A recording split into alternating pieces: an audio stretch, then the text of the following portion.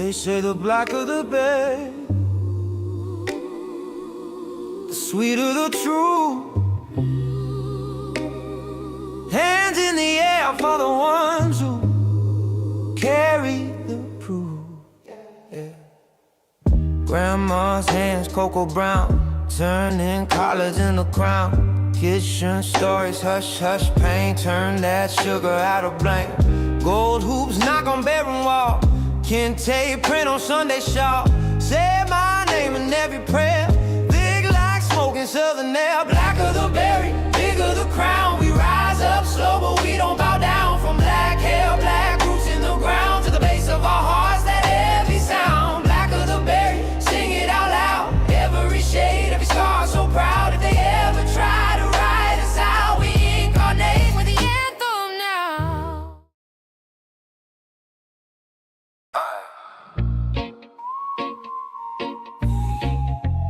3.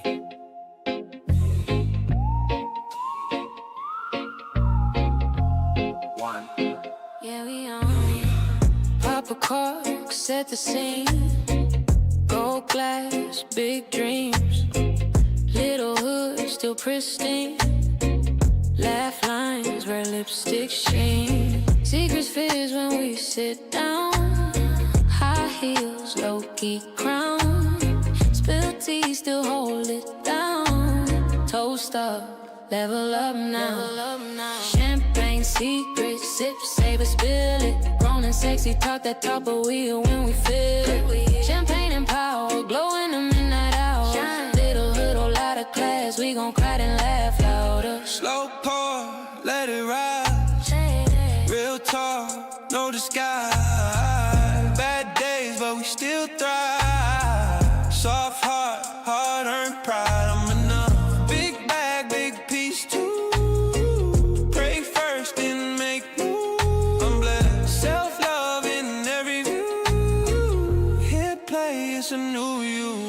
I'm chosen. Champagne secret, sip, save it, spill it. Grown and sexy, talk that talk, but we are when we feel it. I'm healed. Champagne and power, glow in the midnight hour. Little hood, whole lot of class, we gon' cry and laugh louder. Picking down, new ride. Deep breath, slow sound, champagne. Secrets out now, I'm ready. Picking down, new ride. Perfecto, now champagne. Secrets out now, I'm ready.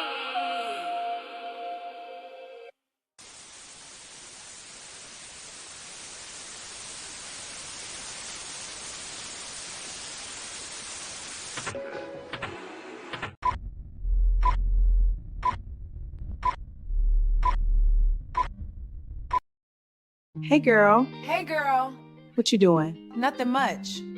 Get dressed. For why? Because we're going to the city. I need a little sip, savor, and spiel. Let's toast. What you got going on tonight? Can't call it. Owning the night. What you getting into? Empress down in the city tonight. I'm feeling like champagne.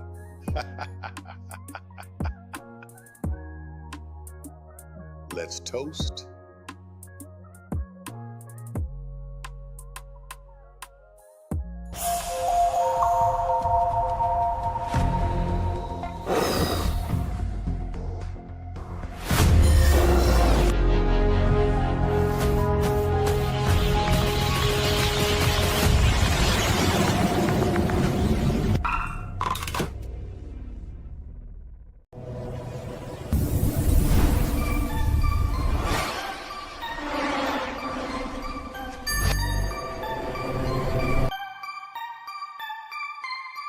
The content you are about to indulge in may contain high levels of truth, sarcasm, and emotional damage.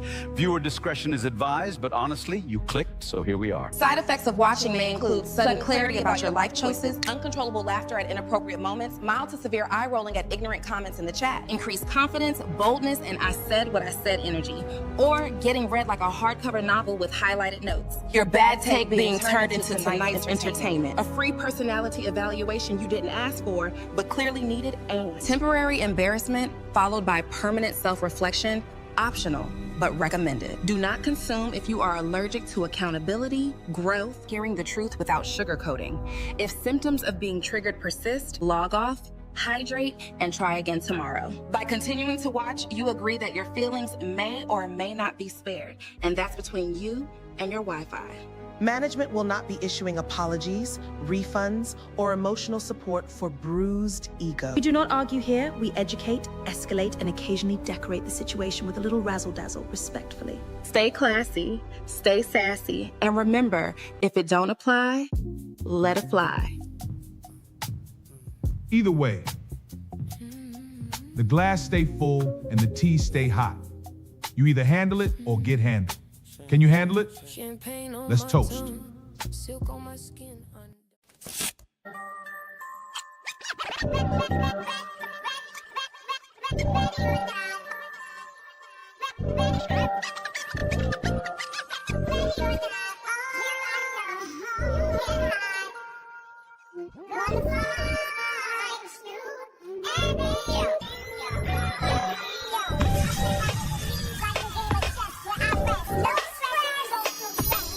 You want answers? I think I'm entitled. You want answers? I want the truth! You can't handle the truth! Enough is enough! I have had it with these motherfucking snakes on this motherfucking plane! These motherfucking snakes on this motherfucking plane! These motherfucking snakes on this motherfucking plane! Everybody strap in! I'm about to open some fucking windows.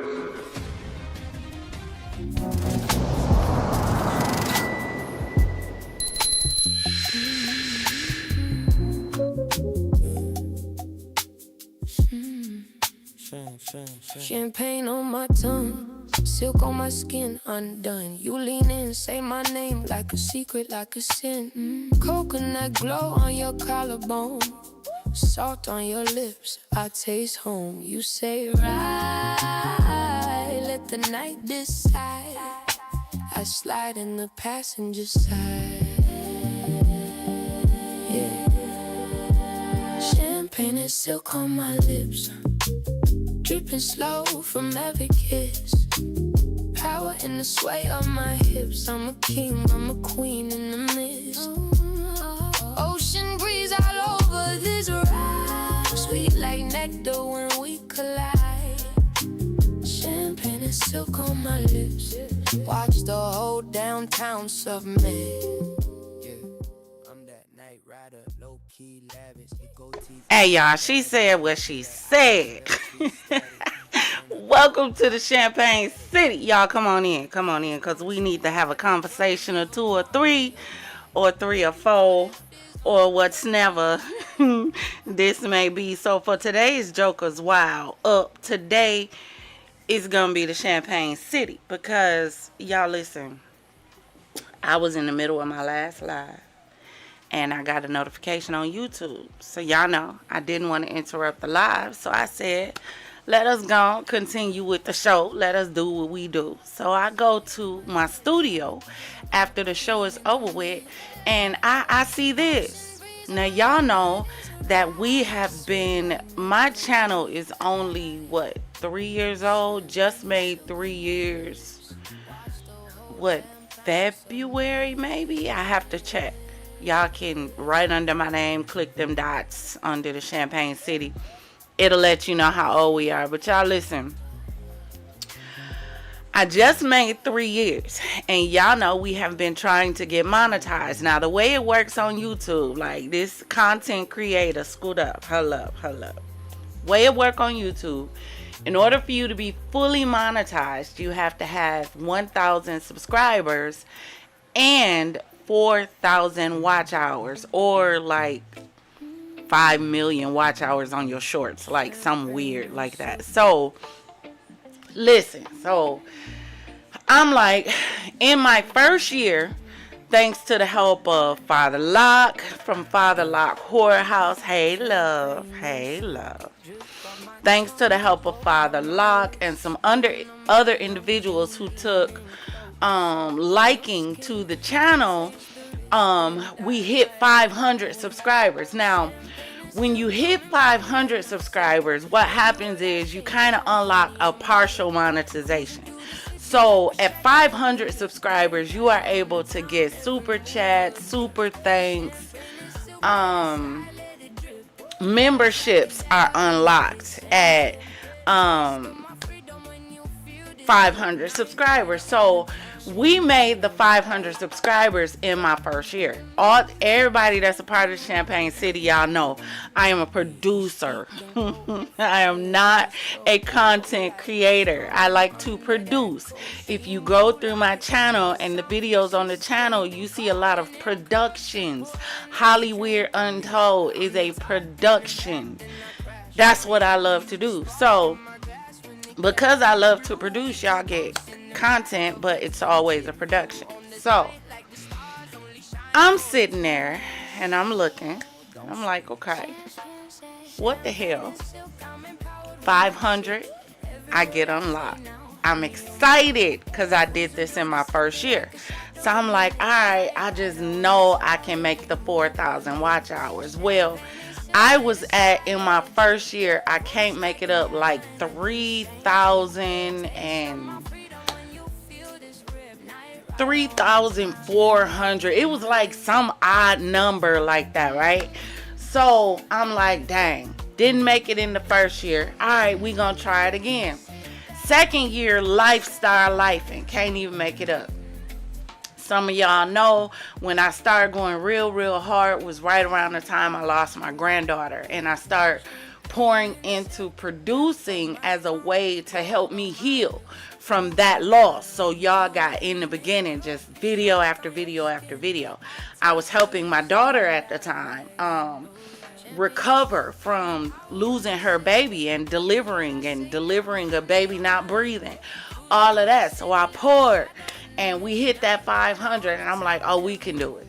Second year, I kind of pulled back some because I got a little frustrated because I started getting content strikes, and it was for weird stuff. Like I got hit by Zeus, and it wasn't for a full video, it was for a short. And I'm looking at all these big time content creators that's reacting to the whole show, and I'm looking like, bro, what the hell?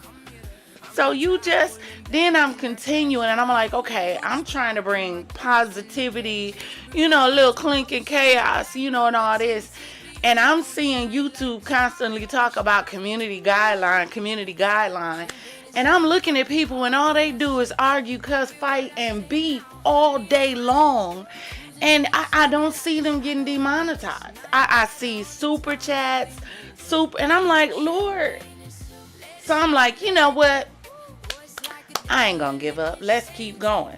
So I get back into the habit of doing, and y'all see I started doing more lives because I was doing videos first. I wasn't doing lives.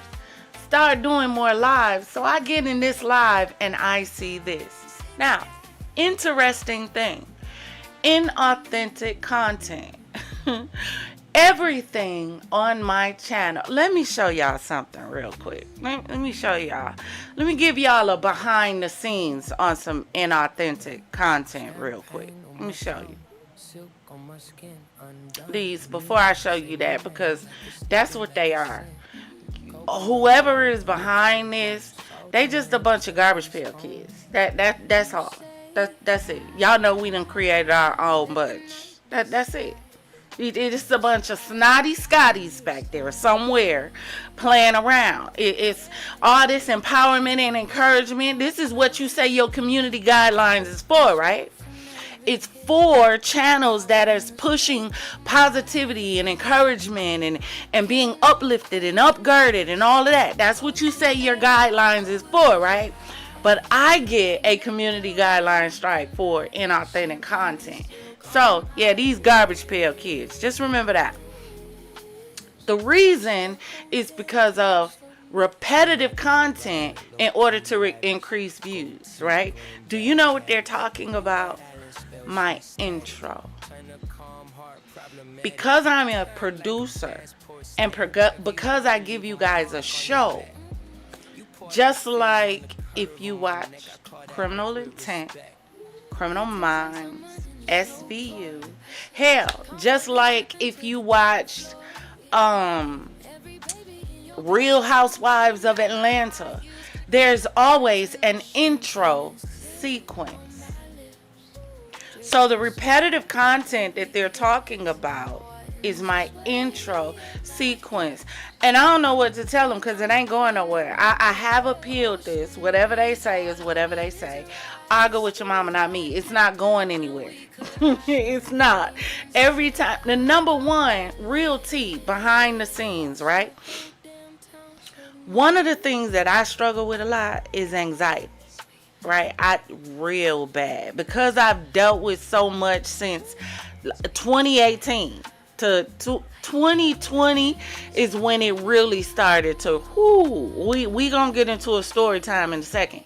But 2020 is when it really started to like, yeah, this get real interesting. It's getting real. Right? So when I started this channel, because I deal with anxiety, but I love to produce. I love putting stuff out there for people to enjoy. And I knew I had to be the voice behind it because who else was going to do it, right? And be committed to it when it needed to be done. So when I started to do lives, because I deal with anxiety and hitting that live button, it does something on the inside. I created an intro sequence to give me an opportunity for my nerves to calm down. So when I get ready to turn this mic on and tell y'all, hey, welcome to the Champagne City, some of the butterflies are gone. Plus, most of the larger content creators will tell you that YouTube really don't want you to say too much in the first 10 minutes because that's usually when they play the commercials, right? So, when I saw this, I said, you know what? Nope, we ain't finna do this. I tell you what, I ain't even gonna do no live. Nope. I'm just gonna do videos from now on. That's all I'm gonna do because YouTube tripping. I'm sitting here watching all these people with all these doggone channels be able to get away with stuff that you clearly say violates your guideline, and I don't see a strike. I don't see a community guideline. I don't see nothing. You got selective favoritism. And at this point, I don't want to hear nothing about no algorithm, because if it was an algorithm, the algorithm will pull out everybody, unless you have the algorithm to only pull out the people who are not bringing in big numbers, because it can be set that way as well. But then if it's set that way, then your very community guidelines are trash and set up for smaller content creators who are trying to honor what your community guidelines say. You're trying to set them up to fail. This is BS. And the other thing that it was we react to a lot of videos, especially to like Law and Crime. That's one of our favorite channels that we react to, especially, in the David case. So we're going to get into the autopsy results today. But even in the David case, we watched some videos from Law and Crime. And y'all listen, this is what I'm going to tell y'all. We're going to continue to do it. At the end of the day, you can't fight against an enemy that has rigged itself to win. You can't. So all you can do is just continue to be you. So what I said on tonight is we're not going to allow this beast to win and stop us from gathering and enjoying each other. Who cares about a super chat? Who cares about a super thanks? Y'all got my Cash App. Not only that, we now have a champagne store. I should have shared it with y'all so y'all can see it. Maybe at the end of the show, I'll make sure there's a window to share it so you guys will be able to see the store. and check out some of the merchandise that's in there. So if you want to support the channel, that's what you can do. To the ones who were members, you've probably gotten a notification that your membership has been paused. What I'm telling you to do is just cancel your membership. Just cancel it. If you want to support the channel, you can hit the Cash App. You can buy some champagne merch out the store. That's how you can support. But just cancel your membership. We not even finna play that game. And I'm thinking about maybe using Twitch more, Rumble. I'm not sure yet. So drop some suggestions in the chat for me of who you think we would be good to do our lives and our reactions for. And we can always put the replays over here. But the lives, I want them to be able to go somewhere where we can enjoy, have a conversation, and don't have to worry about the male bovine feces. For those who don't know what that is, bullshit. Alright? Now, let's continue. Funny story. So y'all listen. For y'all to know, some of y'all know we have to do a whole different story time to talk about it in full, but God recently blessed me when I came back to bring my grandson to my daughter with a job. I ended up walking into an amazing job opportunity, which caused me impromptu to have to relocate. So I was in the process of looking for a place to stay. So I'm meeting with the guy in the place, and I'm so excited. It's gorgeous. It's, not exactly what I want, but it's really cute. So I'm like, this will do. And he like, well, what's your credit score? And I'm bragging. I'm like, it's da-da-da-da-da. So he runs my credit and sends me a link to be able to look at the credit. Now, I haven't looked at my credit score in years. I can't even make it up. So I look at the score and I'm like, I know you in line. So I'm scrolling down to try to figure out where this number came from. Y'all, I see an energy bill in my name. The bill is over 10 G's. I automatically, again, say, I know you in line. So I called an energy company. And I'm like, I need somebody to explain to me what's going on. Because this says this account was open in 2024 and that you sent it to an attorney for collection in 2026. In 2020, she said, well, yeah, that's because you called us in December 2024 to have it switched out of your name. I said, I haven't called anybody in December of 2024. I was not even in this city.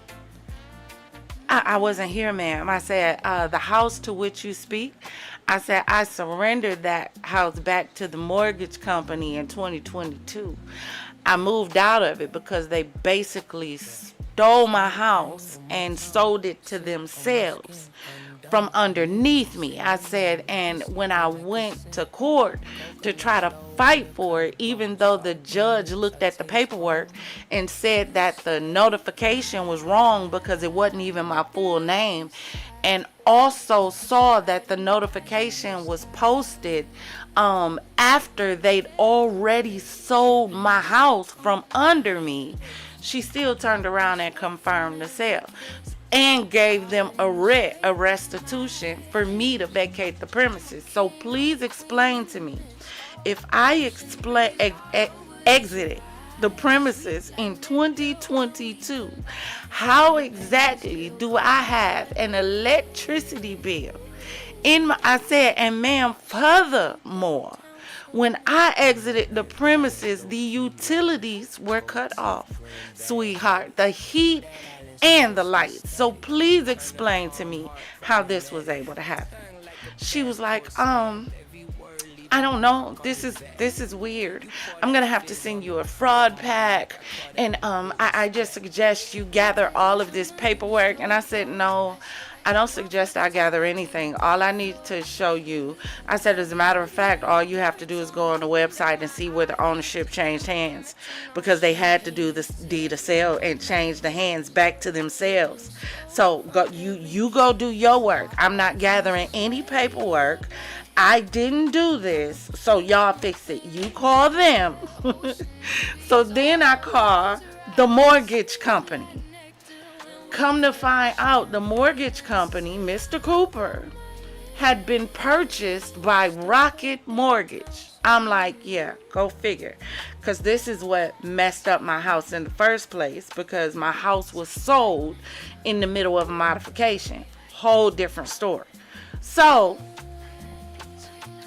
I'm talking to Rocket Mortgage, explaining to them what happened, and they're like, well, yeah, the bankruptcy was charged off in 2024. And I'm like, so you're telling me it takes 2 years to charge off a bankruptcy? She's like, no. I said, exactly.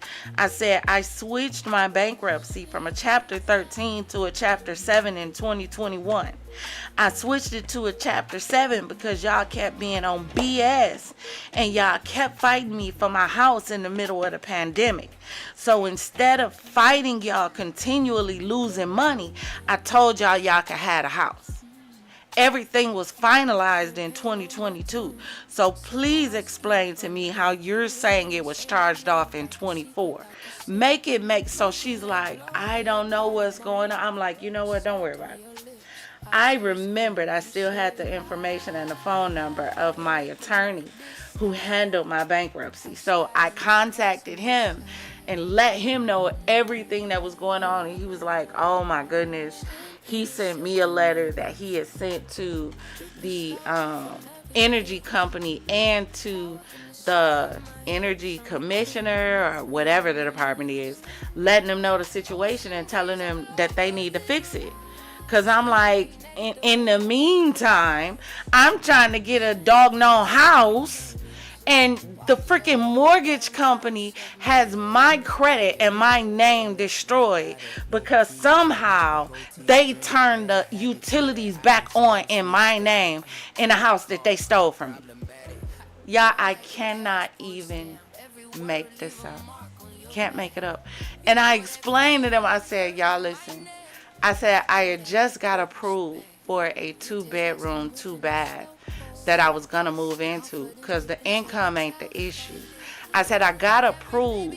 The reason I didn't move into it is because the house that my daughter is in, when we were under tornado warning, and it was pouring rain and hail hitting the window like golf balls, her window, and she has a giant bay window that extends from almost one window wall to the other, is pouring water from the frame inside the house. Inside, y'all.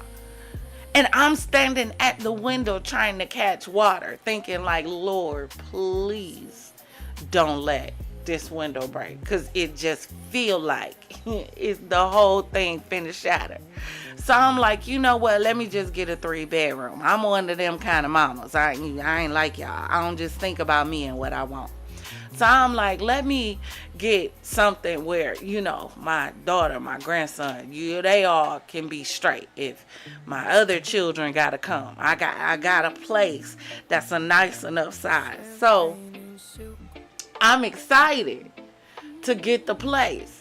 So I tell them, nah, I need a 3. Let the 2-bedroom go that I could have had because this wasn't on my credit 2 months ago. Only for this to happen. I said, oh, nah, y'all, I'm finna figure out how to sue for pain and suffering. Because right now this is affecting me. And now any place that I apply for, because I just applied for some place today and got denied for my credit. That's now messed up and it's not my fault. And you know, the landlords don't want to hear that it's not your fault. So I done sent a whole email to these people to explain to them what, oh my God, y'all. I just looked up and prayed and said, God, This one is on you. It's on you. You look, ain't nothing I can do. I didn't cause it. I didn't ask for it. My hands is clean. I didn't do this one. This one, hey, the heart of the king is in your hand, Father God in heaven. Look, you fix this one. It's in your hands. That's all I can do. That's all I can do, y'all. But welcome to the Champagne City. So we back. Y'all was able to get into my business a little bit for our Jokers Wild today. And I wanted to make sure that y'all knew that we not going to let the enemy win. We not going to stop doing our lives just because of this foolish little demonetization, you know, for our inauthentic content, you know, that's created, designed, decorated, put out, edited, and everything by me, myself, and it's all right, though. We'll accept it. Things happen. Tomato, tomato. We move on, and, you know, we figure out things a different way. Feel me? So you ready for the show? If you are, let's go.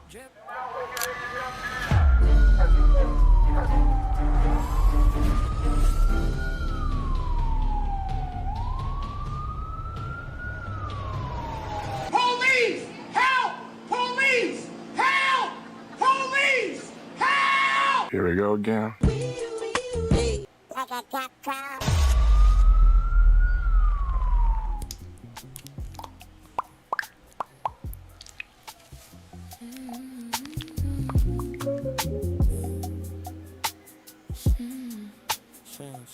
Champagne on my tongue, silk on my skin undone. You lean in, say my name like a secret, like a sin. What's going on, Champagne gang, Fizz Fam, confidants, and visitors to the Champagne City? If this is your first time here, hi, I'm the Empress, and you are joining me for grown discussions and bubbly banter. Baby, over here we give classy with a twist, huh? A little clink with chaos with a side of charm. So if you're ready to sip, savor, and spill, please make sure you have your glass of your favorite bubbly. I don't care if it's sparkling water. Please make sure you have your charger nice and close, because we gonna get into this autopsy report tonight. Trigger warning.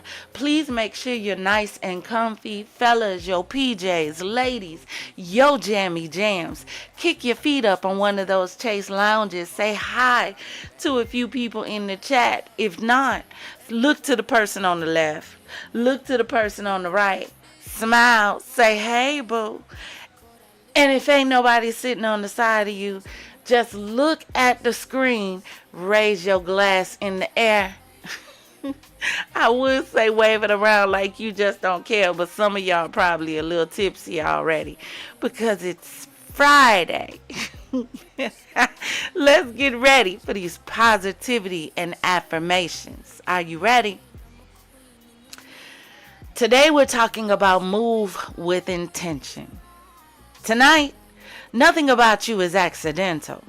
Not your time, not your energy, not your next step. So choose it. Move with intention. Because when you slow down just enough to be deliberate, you stop wasting yourself on things that were never aligned. You stop reacting and you start deciding. That's power. Move with intention. You don't say yes out of habit. You don't give access out of guilt. You don't move just because something is available. You move because it's right, because it matches, because it respects your peace, because it adds, not drains. Move with intention. There is no rush. There is no race. There's only alignment and your willingness to honor it. So tonight, no autopilot. No careless decisions. No scattering your energy in 10 directions at once. You stay centered. You stay aware. You stay in control of what you allow and what you pursue. Now say it with me. I move with purpose and I choose wisely. I protect my energy and I honor my time. I act with clarity, and I trust my decisions. I got it, and I move like it matters, because it does. And tonight, I move with intention, and everything in my life begins to reflect it. And if you believe that deep down on the inside, let's toast.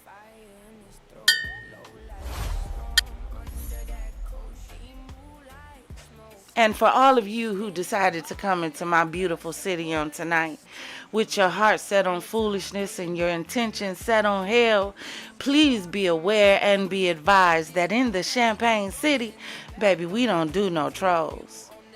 Yeah. Whole squad on patrol. Where they at? Point them out, that troll.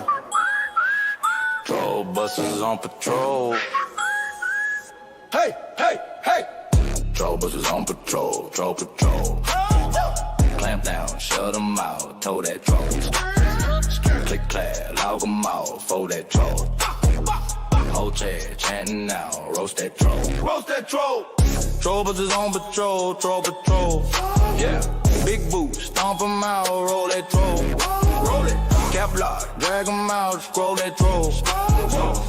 Crowd yell loud, we control these trolls. We control these trolls. You type to little mole that troll. Live in my crib, little bowl cut troll. Grease on your keys, little old stain troll. Bridge so hot, screen cold from the troll. You a bridge bottom, did water troll. Wi-Fi weak, one bar in your soul. Profile pic, just an egg on a pole. Whole existence on whole set troll. Saying fake pages, same lane troll. Catfish, filter can't say that troll. Talk big game, but you fold like a scroll. We just laugh, hit mute on the troll. Troll buzzers on patrol, troll patrol.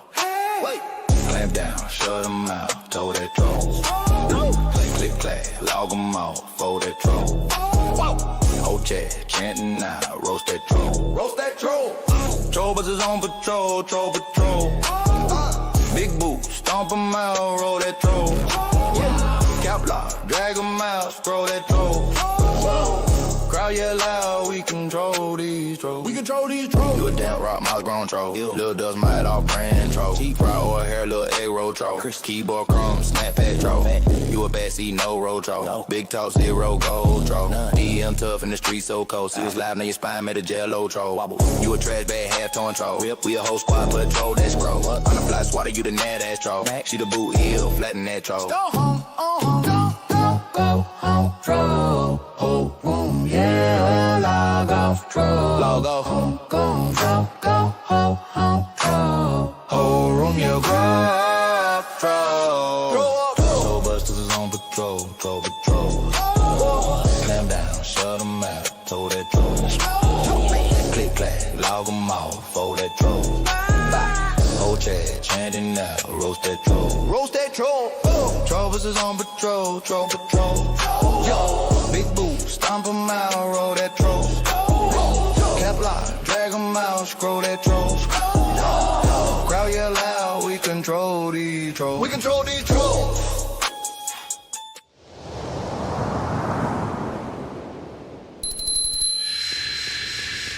Please do me a favor and hit that like and subscribe button, also the notification bell, so you'll be notified whenever we jump into whichever sector we jump into for another show.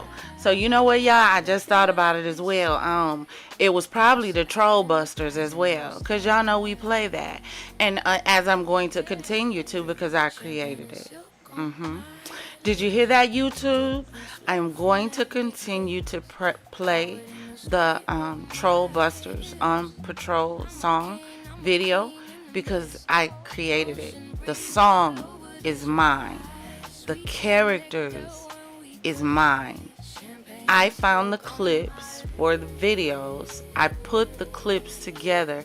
I put the transitions into the clips. Put it together, created the video, and then I released it as my video. You know, the same way I did the countdown, you know, which is something that plays at the beginning of every live. Yeah, you know, that inauthentic stuff that they're talking about.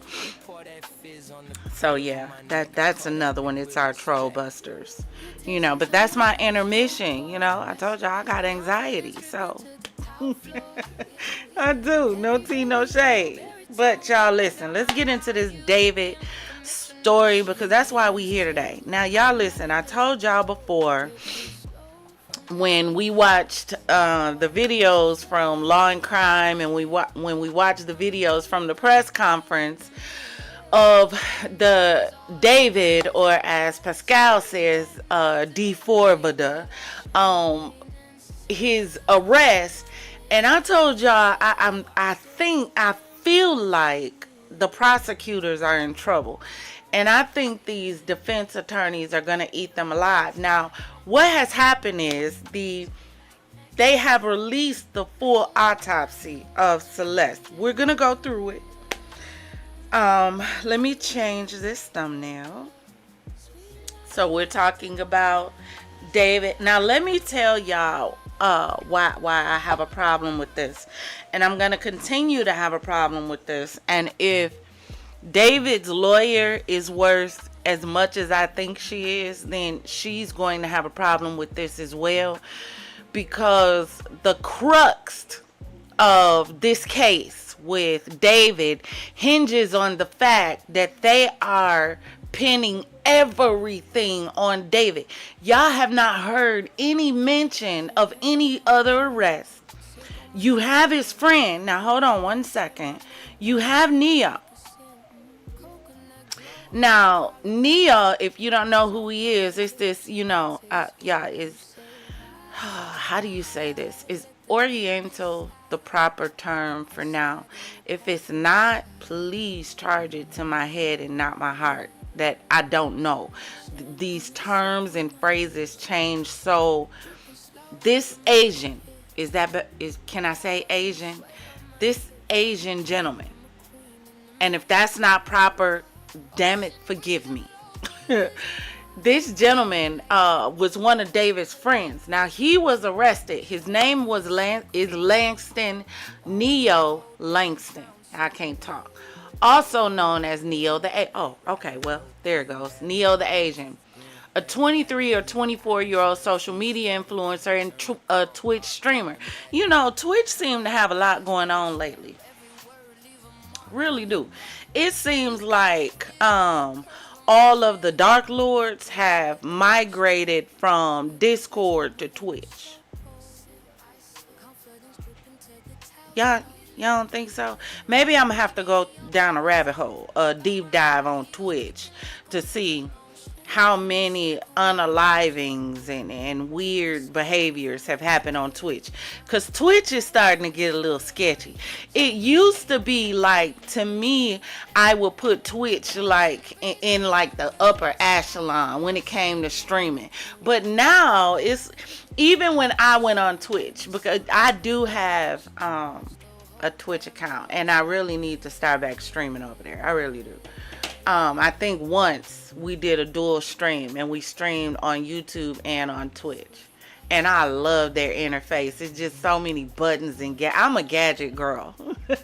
Y'all listen, y'all girls out there can keep your red bottoms, you can keep your Louis Vuittons, your Louis Vuittons, your all of them. You can keep your who is it now has trash bags for purses? Y'all seen that foolishness? What company is it? Now has the doggone trash. So people are walking around with purses that look like trash bags. And it's the Balenciaga. There we go. Balenciaga now has trash bag and grocery bag purses. And people are paying $2,500 for a purse that looks like a plastic grocery bag, just because it says Balenciaga. You cannot make this up. So we're going to have to go down a Twitch rabbit hole. So he was a friend, right? And he was arrested. But check out why. Langston was arrested January 22nd, 2026 at his mother's home. He was taken into custody on an out-of-state warrant from Los Angeles issued after he failed to appear as a witness before a grand jury. This shows you how delulu some of this new generation can be. Shows you how crazy they are. Because how do you stay in bed and say, never mind. The grand jury. So you just gonna lay in bed and the grand jury is expecting you to stand up and testify in a potential capital unaliving case. You cannot make this up. So he failed to appear before the grand jury investigating the unaliving of 14-year-old Celeste Rivas Hernandez. The grand jury was examining the unaliving case involving Rivas, whose badly decomposed body was found in September 25 in the front trunk of a Tesla registered to D4vd. The car had been abandoned or ticketed in Hollywood Hills and later impounded. So Langston, described as a close friend and frequent collaborator of D4vd, I just love the way Pascal say that, and it tickles me every time because I didn't know who David was when this doggone case first broke. I had never heard of a romantic homicide. I had never heard of this case. So when I saw his name, I'm looking like, how in the hell do you pronounce that? Is that D4vd? Like, what the hell? So I kept asking people, do y'all know what's going on with this case with this boy D4vd? And didn't nobody know what I was talking about. So when I heard them on, I think TMZ, because, you know, that's probably another rabbit hole we need to go down. Like, I'm just trying to see, did TMZ step into the bad side? Ooh, ooh, ooh. Do y'all think so? Because y'all know this the sue era. Everybody trying to sue, you know. The Melania suing everybody for saying that she was in cahoots with Trump or the Steen. Y'all know, because, you know, you mention his name and, you know, streams start glitching and shutting down and errors, sending video to YouTube. All kind of stuff start happening. Whenever I mention Agent Orange or Epstein, it used to be the robots and the sex robots. Y'all remember that was our Achilles heel in the beginning. Now it's Agent Orange and Epstein. Anytime we discuss anything around that or Project 2025, then stuff start acting up. And it's crazy because I'm just a small channel. It's a small channel. Y'all can go. I've been telling y'all about Trump. Been trying to sound the alarm. I had a whole segment called Trump Watch 2025 where I told y'all need to take y'all eyes off Kamala, whichever one you want to call her, because it's never gonna happen. Never gonna happen. If y'all thought that was gonna happen, then y'all don't know what country y'all live in. This is still a southern run country at its core, and they was never gonna let a woman be president. All them misogynistic men please, y'all would have brought men in wheelchairs, under wheelchairs. Y'all have had people resurrecting people from the grave to go vote. If y'all would have thought that them southern bred men, white, black, Puerto Rican, or alike, was gonna let a woman sit in the office and tell them what to do. Y'all don't know what country y'all live in. Y'all delusional as hell. Delusional. I'm sorry to be the one to break it to you. And I told y'all, Trump is the wild card. Take your eyes off Kamala. Trump is the wild card because he ain't running for nobody but himself. That man gonna do whatever the hell he wanna do. Whatever he wanna do. I said, watch. I said, what y'all don't realize is Trump ain't a Republican or a Democratic. Trump is a Trumpian. Trump only care about Trump agenda. I did a whole video on Project 2025 and I told y'all, broke it down, told y'all this is a Trump agenda. You know what y'all said? Nope. Trump said it's not him.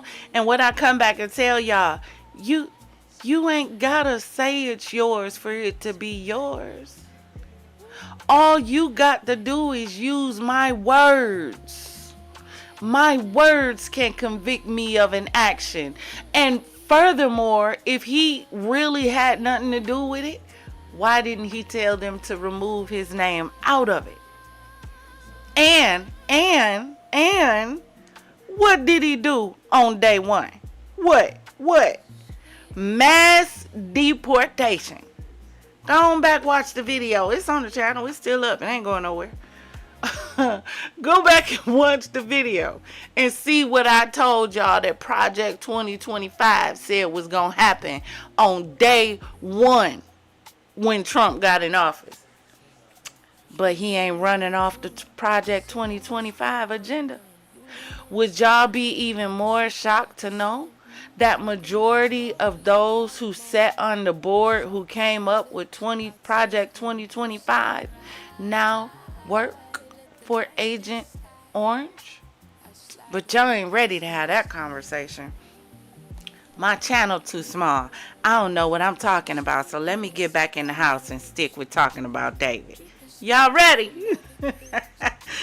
So, Langston is a friend, right, of D4vd, and he was considered a key witness because he was so close. Matter of fact, there was a lot of people who were online saying that they thought that Langston and David, had an entanglement. They was me and Mrs. Jones. They had a thing going on. It's Friday. Y'all better learn how to smile. Hell, that's half of y'all problem. Y'all clogged up and stopped up because y'all don't know how to turn that frown upside down, shake it off and smile. Didn't I tell y'all what happened to me in my story time? And I'm still on here with y'all smiling, trying to figure out how they gonna fix that back there. Baby, that's in God's hand. Ain't nothing I can do about that. But what I can do right now is enjoy the moment and smile with y'all. Because if it's in God's hand, what am I going to worry about it for? Message. Said what I said. I go with your mama, not me, baby. Let's go. So, it said he reportedly been squirrely away in Montana. So, he was booked into the jail. Let me move my Cash App here. That's the Cash App, y'all. If y'all want to support the channel, it would be greatly appreciated. Held without bond initially. He was then transported to Los Angeles, booked at LAPD's Metropolitan Detention Center, and released after posting a $60,000 bail. Now, here's my question. Who posted the bail? Who? Was it him? Was it his team? I would love to know who posted this bail. A meocrat. He definitely a meocrat. Matter of fact, I need somebody to post that. Look, don't even worry about it. Hold on. Don't even worry about it, because y'all finna see. Y'all gonna see a whole new design in the Champagne Factory store.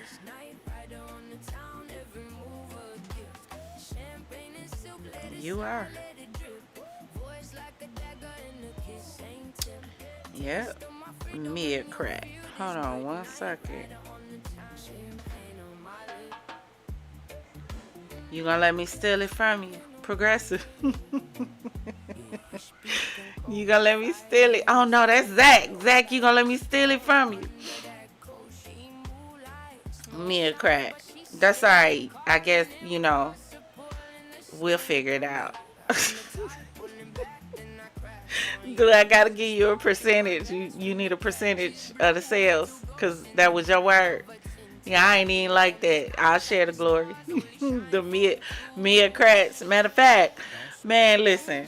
That sounds like a new partial name in the city. The meocrats. Y'all gotta remember that, because Sometimes we need to learn how to be meocrats and think about us. But that orange bastard, he's definitely a meocrat. Oh, he's definitely. He don't care about nobody but him, himself, and him. He don't care about them kids. He definitely don't care about that mail order bride. Definitely don't care about her. The way he ejecting everybody up out of here, but his own immigrant, he don't care nothing about that, right? That y'all just letting him do it. I don't understand how, in the words of Cat Williams, how y'all keep letting this man be the lost driver of ninjas. I don't understand. He done already made 2 wrong left turns. How come we ain't threw mama from the train yet, is all I'm saying. That's all I'm saying. All I'm saying. Y'all keep letting this man fake attempt assassinate. What dimension do we currently reside in where the president of the states has to fake assassination attempt, allegedly, and go after comedians for comedianing? Please help me understand.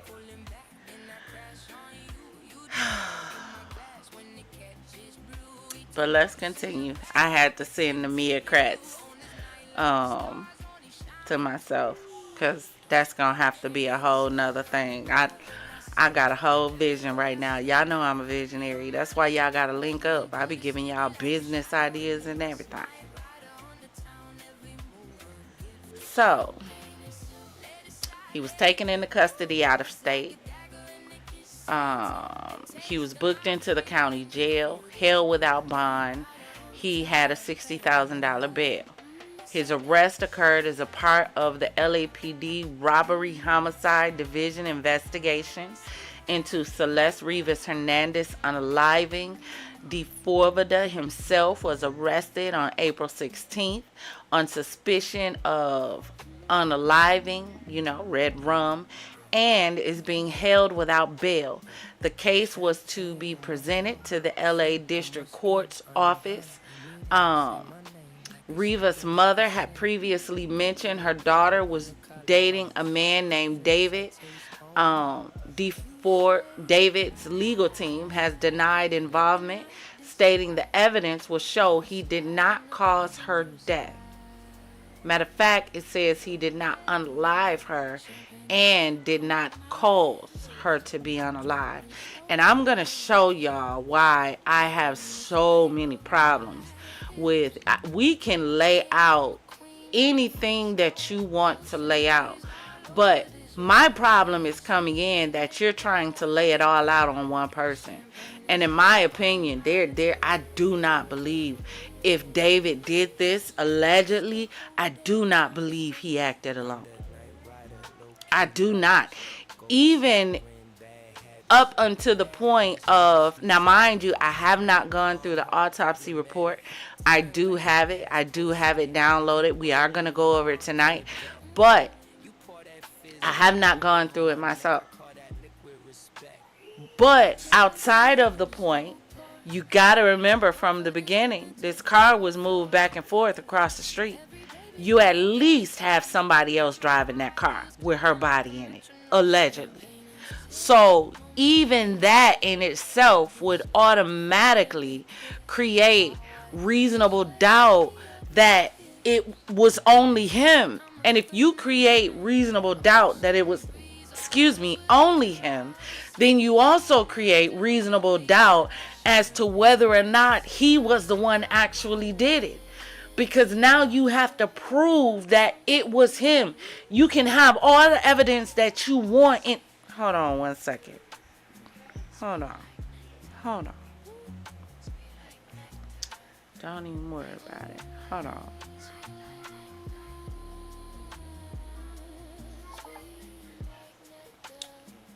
I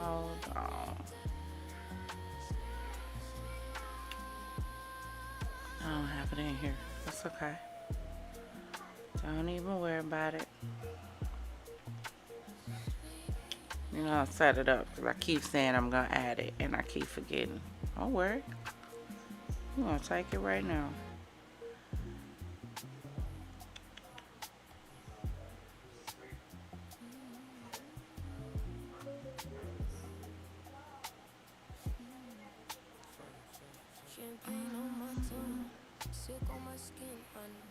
I hope y'all had an amazing week, an amazing day.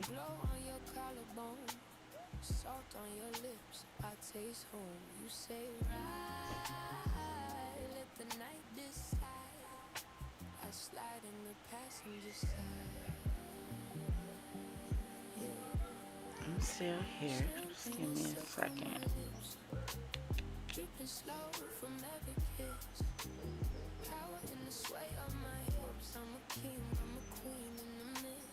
See, here's the problem. I got so many doggone videos. Told y'all I produce. I got so many videos and folders. I don't remember what folder it's in. Hold on.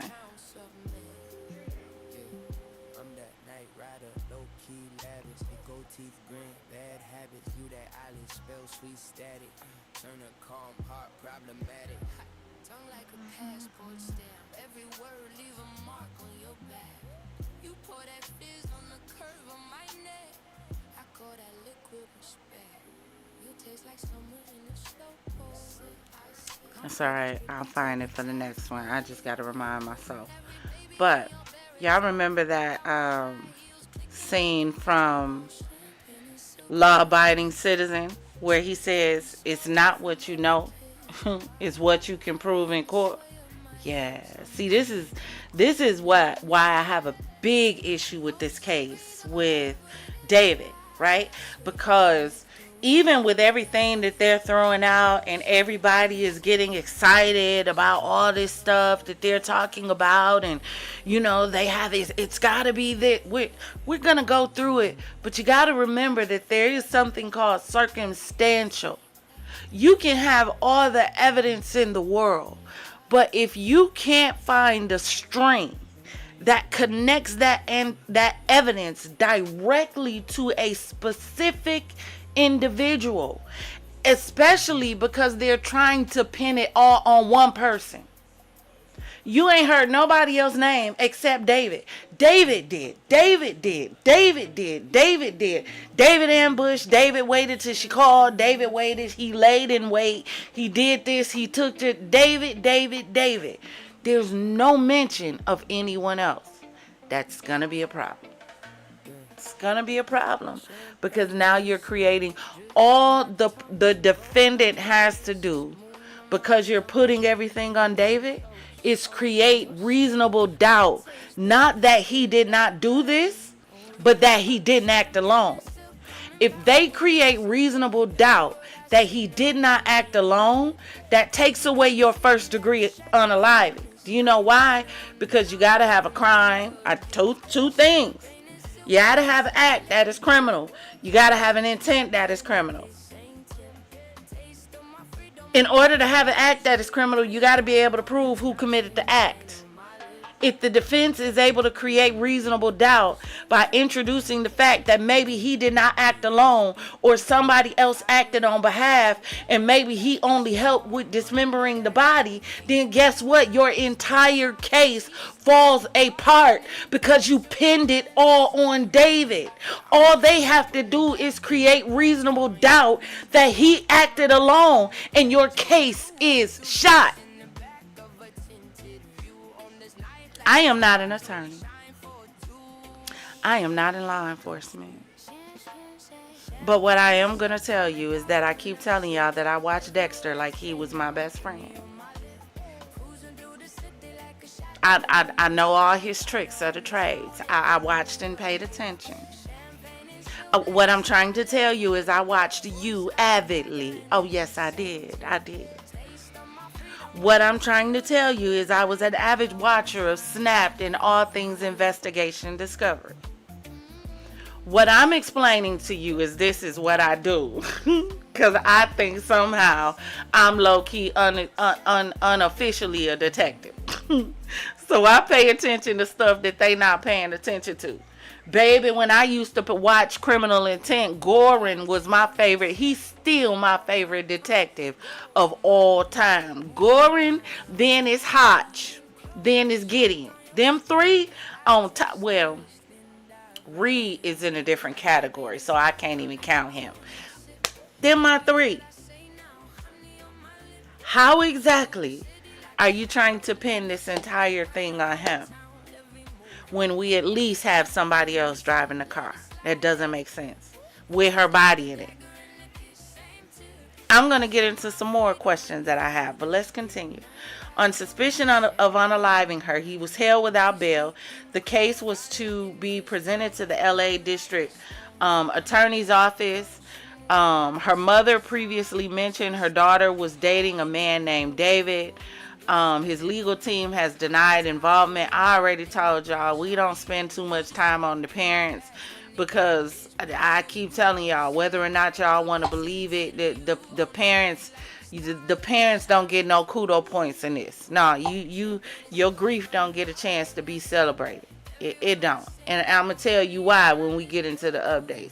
I told you before, but this might be your first time tuning in, so I'll refresh it for you in just a second. Langston's involvement appears invited. I'm sorry, that's not what that say. Limited to his role as a potential witness who initially did not comply with the grand jury subpoena rather than being charged in the homicide itself. So no public records indicate that he faced any charges that were directly related to her unaliving. Let me see. Now this is his picture. For anyone who does not know who Neo is, you know, he is the one. Yeah, it is him. Neo the agent. This is a picture of him and D4vd together. Now this is what I'm saying, right? I don't, but see, y'all are different in 2026. Y'all do stuff different. I just saw a girl man online, somebody that she called her hubby, you know, one of the baddies girls. I just saw her dude online talking about if it come through the door and I like it, I don't care if it is a man or a woman, I'm gonna fuck it. And I'm looking like, that's why y'all got simplexes, 12s, 15s, and 36s running around. Y'all got HIV, AIDS, and herpes souffles going around. Y'all got syphilis and typhoid, and chlamydia drinks going around. That's why. But this is how, fellas, this the new endearment.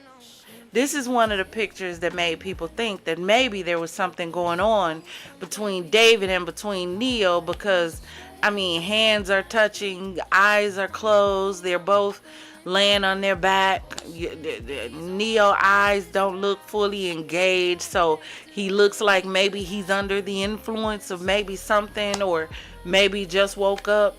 David's hand is like underneath his back, and they're posing like their hands are touching. This a thing, fellas? This what y'all do now?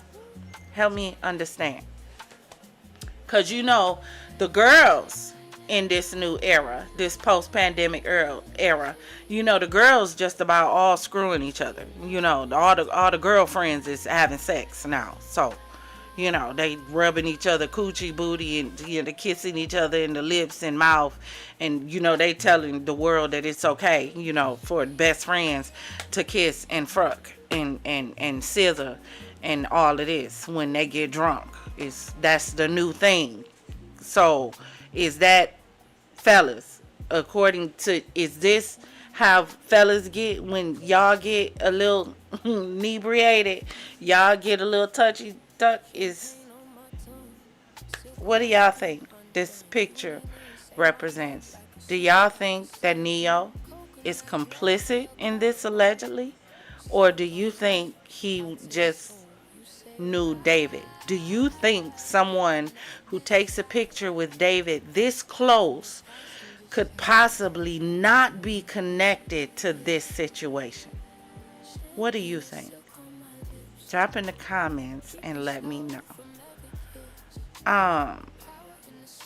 This is also something that Neo posted. He said, thankfully, I'm legally fine in every way. And boy, do I got all my receipts for things. Ha, ha, ha, ha, ha. See, this is what would piss me off with Neo, right? And this is what would make me say, lock his ass up. Let me explain something to y'all about me. I keep telling y'all, I'm probably different than anything y'all probably met. I can't stand a whistleblower. Do you know why? Because most people who are labeled whistleblowers, they only come out to blow the whistle after it can be a benefit to them. Like when you heard all of the people that was coming out, quote unquote, whistleblowing in the Diddy case, and all these people, quote unquote, knew what Cassie was going through and knew what Diddy was doing and just had to come out and tell. I'm sitting there looking like, but if you knew now, then that means you knew back then. So if it's a problem for you now, that means it should have been a problem for you then. So why is it only a problem for you now that it looks like people are benefiting from the problem? That's why I can't stand a whistleblower. So you gonna only come out to protect my name. Here's the thing, right? So, and I meant to put it on here for us. We'll do a whole nother video to capture it. So y'all know there's been a whole conversation about Michael Jackson. Y'all know the movie has came out. So there's been a whole conversation about Michael Jackson and Never Never Land is allegedly, supposedly, now it wasn't used to harm children, but Michael Jackson built it to protect the children from Epstein Island, allegedly, and all the predators, right? So I recently was sent this phone call that's supposed to be Michael Jackson's alleged last phone call before he passed away. And I meant to have it on here for y'all, but we'll do it on a separate live. And I'm sitting here looking like, but wait a second. If you have this phone call now, that means if this is factual, and a lot of people in the comments were saying, no, this is an actual combo, it's not AI, this is real, because it was played after he passed away. So that means while he was being drugged through the mud, if this is factual, while he was being drugged through the mud and called a pedo and doing payouts and all this extra stuff, what you're telling me is you had proof that he was innocent the whole time? And you waited till after he was gone from this whole thing, whatever took place, and now you want to bring it out because now it's going to bring shock factor to the world, because everybody is going to look and say, I knew something was off, and it's going to blow up the individual that now you want to come out and say something? Now? No, you don't get no kudo points. No, you don't. When all, as much as we talked about Krishan and some of her behavior, when some of them trash men that she was dealing with, when the dudes was coming out echoing majority of the stuff that the people was talking about, what did I say? No, y'all don't get kudos. You don't get to tell that story. Do you know why you don't get to tell that story? Because you were a part of that story. And you didn't care about that story as long as that story was benefiting you. But now all of a sudden that story is no longer benefiting you. So now you want to tell all the world all the truth they already wanted to know. I don't want to hear it. I don't care. I don't care. No, you can go on about your business, bro. I'll wait for the remix to come out. Nope, I'll wait for part 2. I will. Yep. I'll wait for the follow-up movie. The sequel might be better than part 1. No, because you don't get to tell that. That's why I can't stand a whistleblower. Because why are you blowing a whistle now? Why? You should have blown it when it was happening. Then maybe we wouldn't be here. So all of these receipts, no, Neo, the Asian, if you put the receipts out, I hope you go to jail.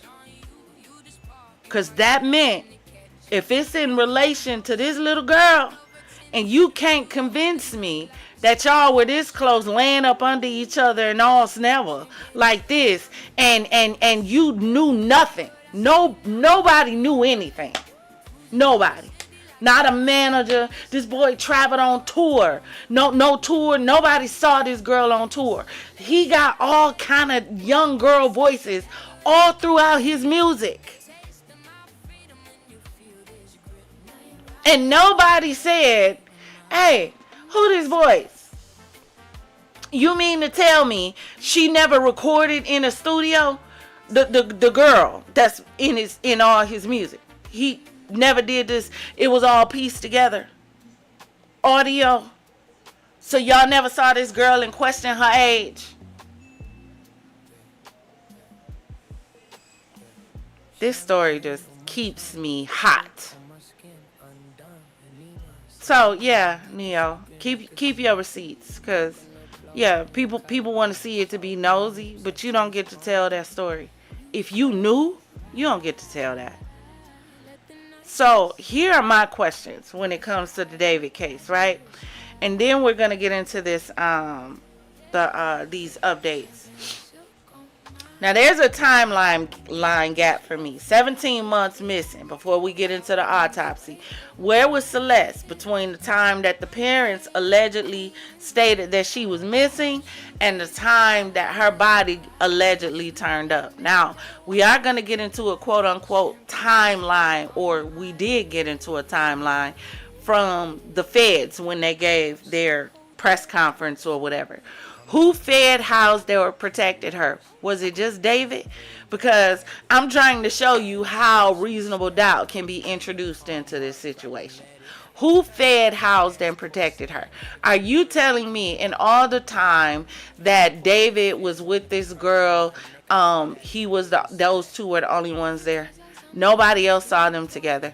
Nobody else saw them kissing, hugging, touching, laying together, running around. None of this. None of this. This man was an influencer and a young one. He's only 21.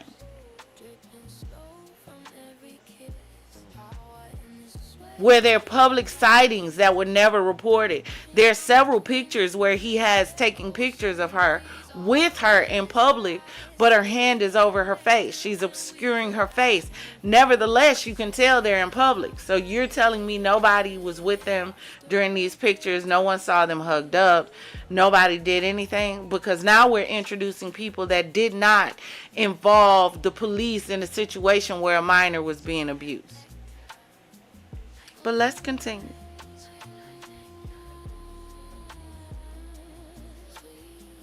Body was discovered September 8th and the Tesla registered to David at Hollywood Toll.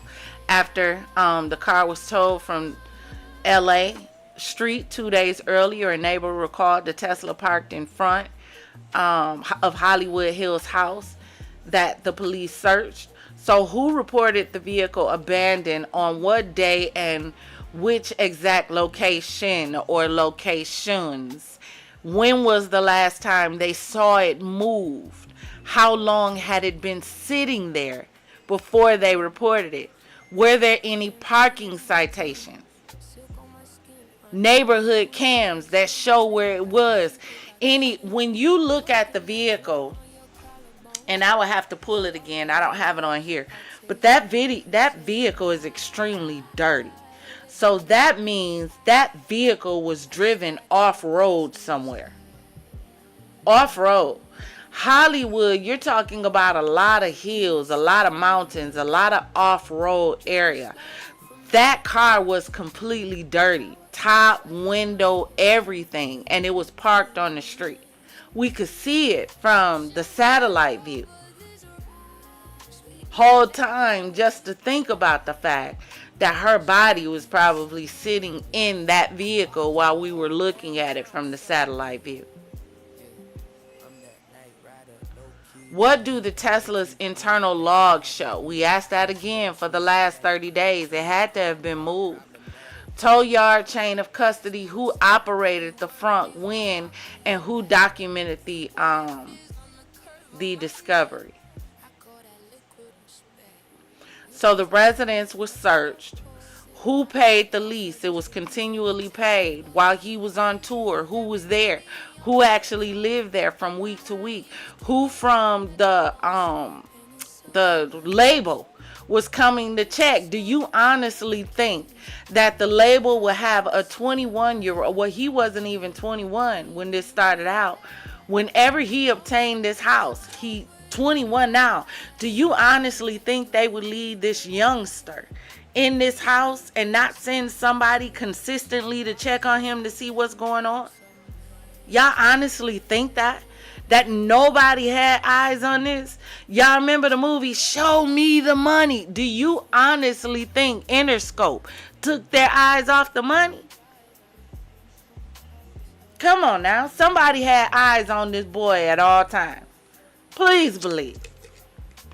But yet and still, David's name is the only one in this case. Visitor logs, deliveries, ride shares, Ubers, timestamps. Does anything place Celeste or any minor at or near the house? Anyone else? Did it see anybody else? Are there any cameras that show anyone else that looks like they might be around her age? Because chances are they're not an adult. And I keep asking y'all, do y'all think this was a part of a ritual? I told y'all when we looked at David and Cork that from his expression, he did not have an empty look. It looked like something else was there. And by the time this story is over with, we're probably going to find out this story is a lot darker than we think. I keep telling y'all this stuff, but I got a small channel, so y'all don't be hearing me. I keep telling y'all this is dark. But it's not the kind of dark that you think. There's something in that boy. You don't know what he was tampering around with. These kids are invoking things. They're playing with things. Ouija boards and love spells and incantations and want to be little witches and warlocks. And they want to be powerful and magical and all, don't know what they unleashing. And that's why the Vatican running around talking about they don't know what to do because it's too many demonic possessions and not enough exorcists to take care and deal with it. So you got a bunch of people walking around demon possessed and people calling it mental illness. Said what I said. Argue with your mama, not me. Because if something in your head is telling you to take everything out, baby, if it ain't God, who is it? You think God would tell you to do that? The voices that you're hearing are demonic.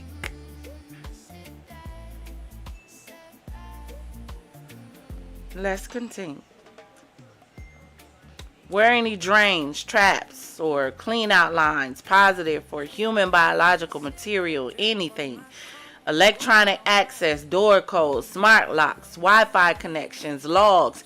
Do they show her device associating with that network? Anything, right? So I want to get into these updates.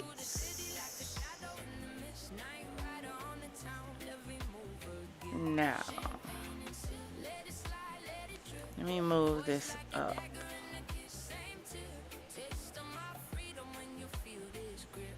Oh, you know what? I'll tell you what.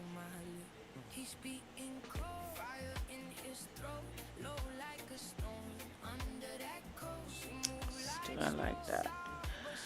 So, the prosecutor's allegations, right? So, what they're saying is he allegedly bought a chainsaw or chainsaws or related equipment online about a week later to, hold on, did it come in backwards? Hold on. Okay, here we go. I gotta go backwards. So, prosecutor claimed David met Celeste when she was around 11. This is why right here, I really don't give a damn how the parents feel. I don't. Because they can come out and say, oh yeah, they filed a missing person report. A report. Baby, the block should have been on fire. Like, I'm confused. My 11-year-old? Ain't no mountain high enough. Y'all know that song? Yeah, none. My 11-year-old? Do you know how many doggone assault charges I would have in the police from going up to somebody's house trying to obtain my 11-year-old? I'm not understanding exactly how we get to 14 and she's unalive, but she started seeing him at 11. That's not computing. That's not even a red pill, blue pill. For me, that just don't compute. 11? And you didn't raise hell all through the United States over your 11-year-old? Baby, let me tell you something. I went to church. I had two. I'm a dog lover. Like, I love dogs more than people. For real, for real. My cousin decided to take my dogs. I had two bullies, big boys. I'm 5'11". They came like to my hip, like big boys. One was taller, one was a little shorter, but he was wider. He left them outside, and one of them accidentally got off the leash. Now he in the house sleep.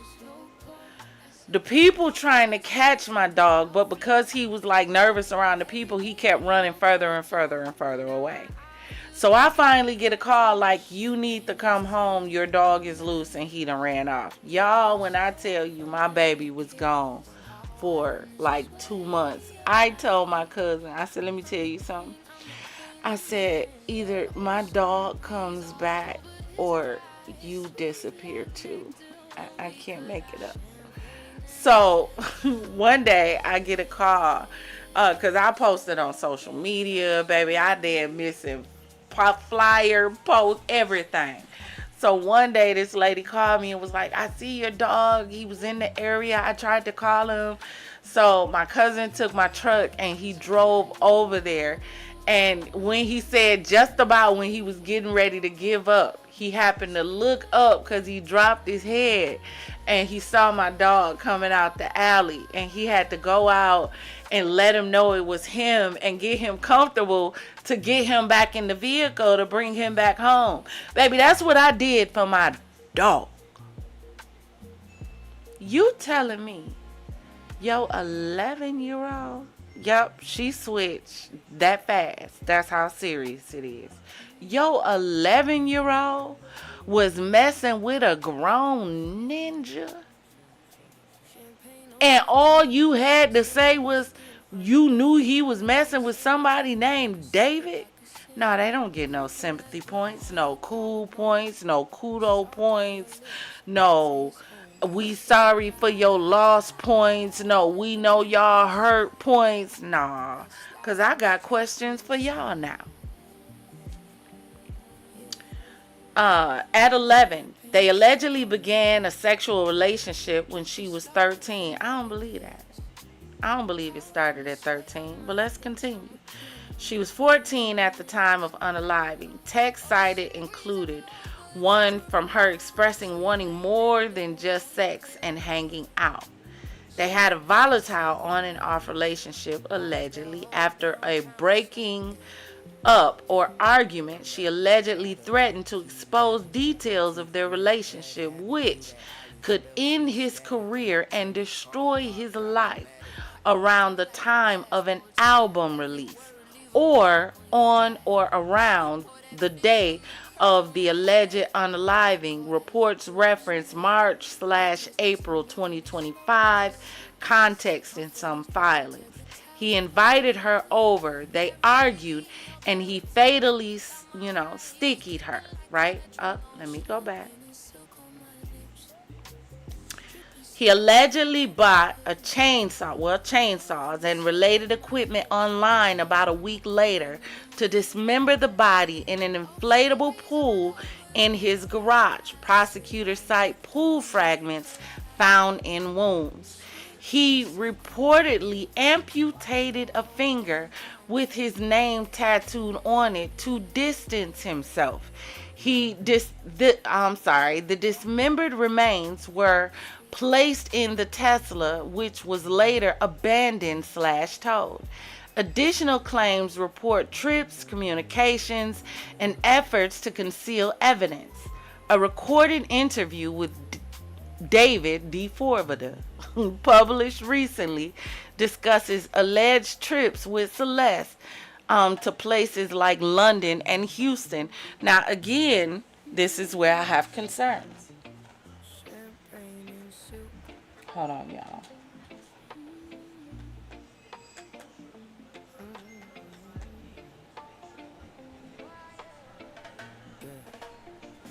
I had to turn on my fan. It was getting a little toasty. So, y'all see where it talks about being placed in the Tesla, right? So, let's just say he was the one placed it in the Tesla. You still have someone else involved here that either knew or was involved, because you still have another driver of the Tesla. He was allegedly on tour, correct? When it was being moved backward and forward. Another problem I have is if you're telling me her body was placed in the front of the Tesla in March/April, right? Her body wasn't found until September. So you're telling me her body sat in the car that long and didn't stink? Come on now, you got to make it make sense. There's no way. Remember when we first covered this story and we did the live panel and we went and looked and we started looking at... Hold on one second. Don't worry about it. Want to hear? Here you go. Hold on. Let me show y'all something. Y'all see these temperatures? This was LA, and we looked this up while we were live. LA average daily temperatures. This was around the time her body was allegedly in the vehicle, because it wasn't found to September. So that meant if it was put in there between March, April, right? It set from April, May. Now, April, May, we're talking about stormy season. So we're talking about rainy season. We're talking about LA. So we're talking about a different type of heat and a different type of season. What happens after rain? Somebody. It's muggy. So you're telling me it rained, and after the rain, the heat came in and she didn't smell. Look at the temperatures. July, 84 degrees. August, 88 degrees. September, 83 degrees. Now look down at what the temperatures would have been in the front of the vehicle.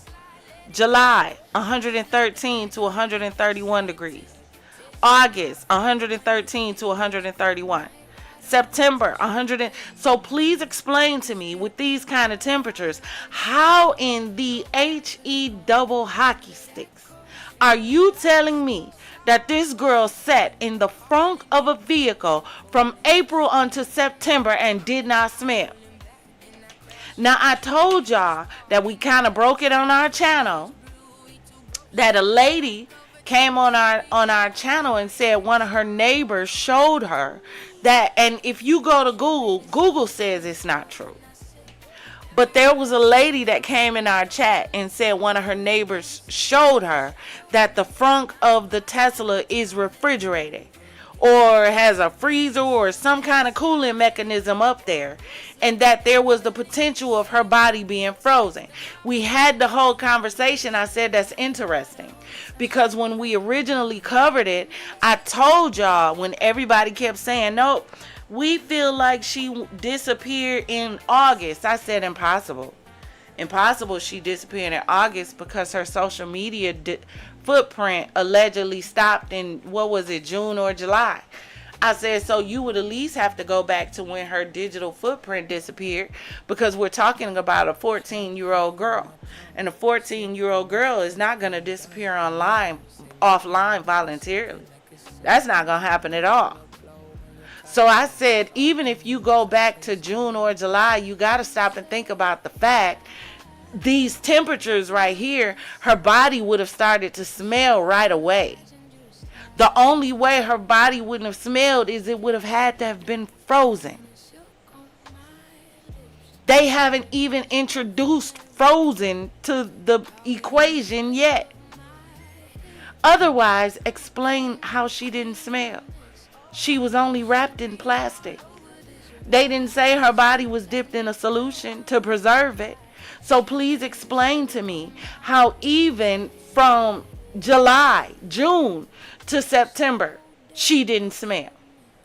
Less known March, April, May, June, and there was no smell until it went to the lot in September. Something doesn't make sense. And if he has a good attorney, she's gonna eat this lawyer up. Hold on, let me go back.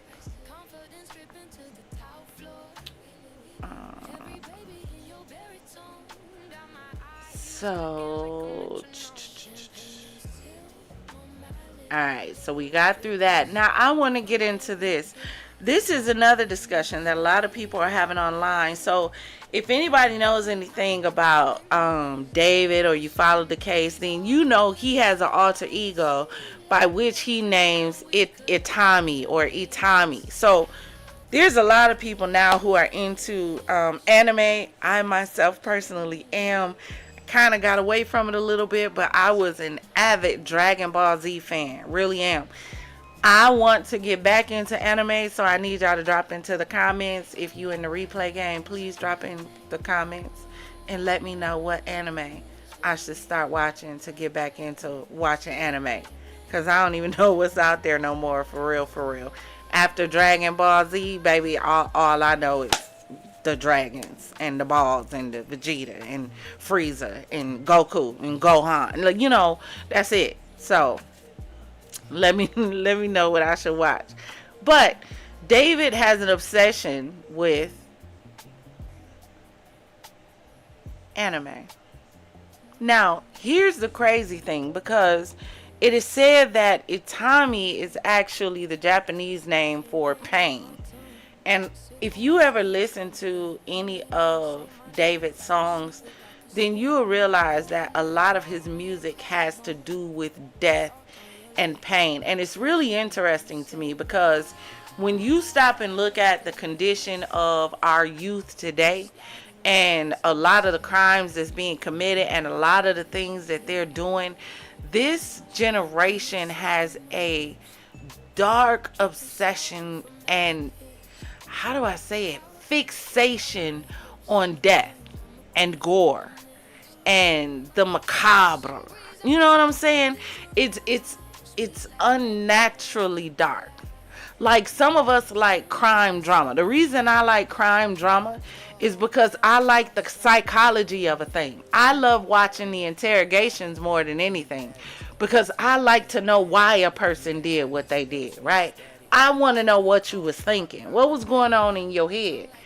That way I can pay attention to people around me and pay attention to their actions and behaviors, so that when you start reminiscing, or when you start exhibiting behavior that's reminiscent of what I've seen, then I can start moving in a different way.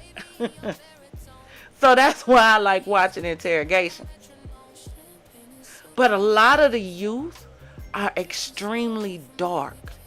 When I say, I mean unnaturally dark. They're not satisfied unless they're seeing blood. It's gotta be extreme gore or they don't want it.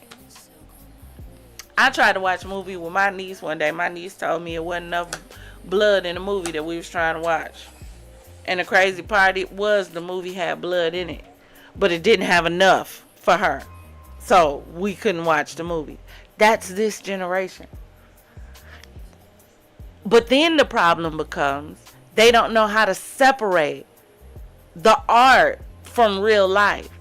So then you end up in a situation like David where life starts imitating art. Because now you're trying to take your art and reenact it in real life. Because it being art for you is not enough. And these are the thought processes of a 21-year-old. But let's look at, because I was looking at, I'm sorry, I think it was True Crime with Strategic Eyes. I think that's how you pronounce his name. And he brought up assimilation. So I went and looked at it. And a lot of people are comparing David and his creation of Autopsy and his whole thought process. Really, when it comes to David and Autopsy, it's a person with multiple personalities. So on one hand, he's a detective. On the other hand, he's a sadistic red rummer. So he unalives people, but then he has to solve his own unalivings. So Dexter gone to hell, basically. So a lot of people gave a reference about David, and they referenced this anime that's out that's called MPD Psycho. And apparently this stands for multiple personality disorder psycho. So I guess it's not enough to have multiple personality disorder. And I guess it's also not enough to be psycho. I guess you gotta be psycho with a multiple personality disorder in order for this to work. And the simple fact that somebody would even think to put this together is absolutely diabolical to me, because how far over the ledge are you really trying to step? Are you really trying to go? But it's this whole push the boundaries era that we're living in that the people seem to like and they seem to draw to. So it says MPD Psycho, the protagonist has multiple personalities. One storyline reportedly involves the main character you see on the screen, or an alter unaliving his wife, cutting her up with specific details like missing left finger, including ring and pinky in some interpretations, eye trauma, and the body being frozen or preserved in a way that echoes the autopsy of Celeste. So a lot of people are thinking that David is really a copycat because the whole storyline of what he actually did to Celeste, they think mimics the storyline that was put out by MPD Psycho. Drop in the comments and let me know what you think. Do you think David is just a child copycat? You can't even call him a copycat killer because MPD Psycho is animation. And I think the bigger conversation is a generation of individuals that can't separate fiction from real life and consistently want to merge the two. So, another thing I wanted to point out really quick. Hold on. Do I have that? The picture of David, and right now I have his eye covered up. But if you look on the picture of him, and let me see, I might be able to go back one. Hold on.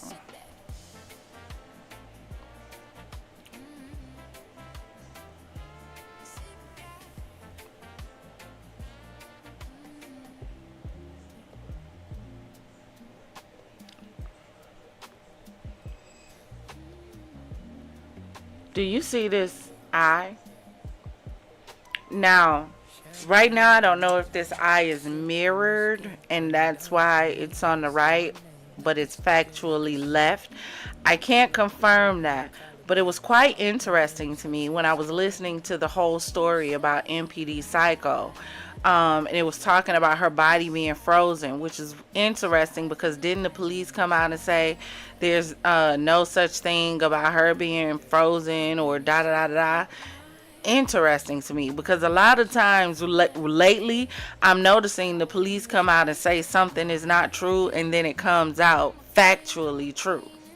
A lot of people ain't catching it and paying attention, but I'm noticing that in a lot of cases, including this one, because I know they said that she wasn't frozen. They also said there was no such thing confirmed of no matching tattoos with the sh on it. That was also another thing. But if you look at this eye, it really makes me think that the people may be telling the truth, because he has his eye right here kind of looking like the eye is missing or down or whatever. And another thing that you're going to notice that I want you to pay attention to as we get into the Celeste case, you're going to notice that there's trauma to her eye. So when they say in this presentation of Tommy that the eye trauma is a part of the anime story for MPD Psycho, I said, interesting. Interesting. So is this all a child's reenactment of their favorite anime? Is this MPD Psycho live action version? The better question is, do you think she would have been the last? Is she the last? Or even better question is, do you think there's someone else we should be looking for? What do you think? He openly said that Tommy's lured, blindfolded agent of chaos, alter ego, who commits random unalivings that the detective version of himself has to solve. Draws from anime/manga split personality and duality tropes, comparing it to Fight Club. Some fans say his description lines up closely with MPD Psycho. Y'all see that name. Dynamic. I don't know. Y'all tell me. So now we're going to get into the autopsy report. So let me move some of this stuff out the way. Hold on.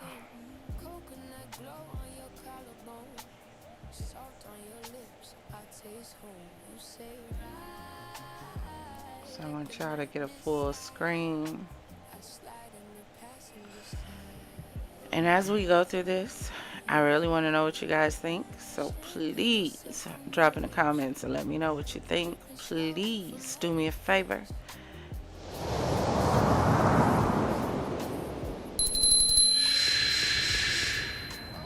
Hit that like and subscribe button for me, and also the notification bell so you'll be notified when we jump into whichever sector we jump into for another show. It'll be greatly appreciated.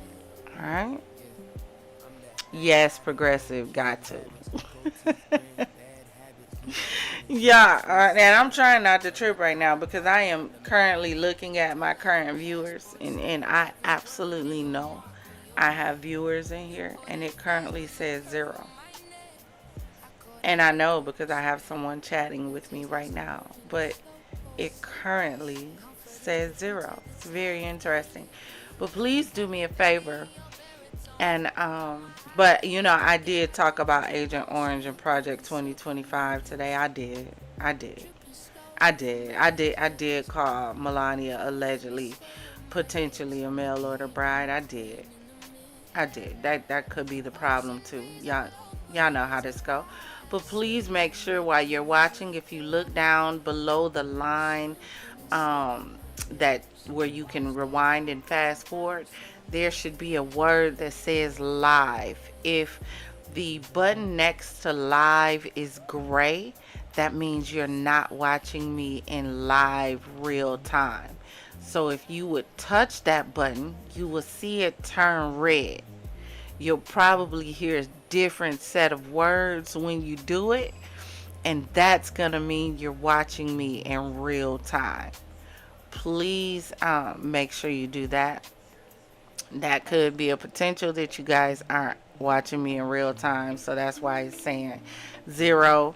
Who knows? But we're gonna continue and get into this autopsy report.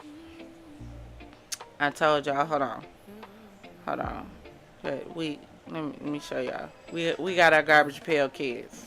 We do, cause yeah, YouTube keep playing. That's all. They keep playing. So they just being a bunch of garbage pail kids, like majority of these people that we talk about on these shows, just a bunch of Ruby Rots, just snotty Scotties, just gonna sit down somewhere, just playing. But let's continue. I'll let them play with my numbers. I mean, it's your platform, YouTube. Do what you want to do. Do what you want to do. So let's continue.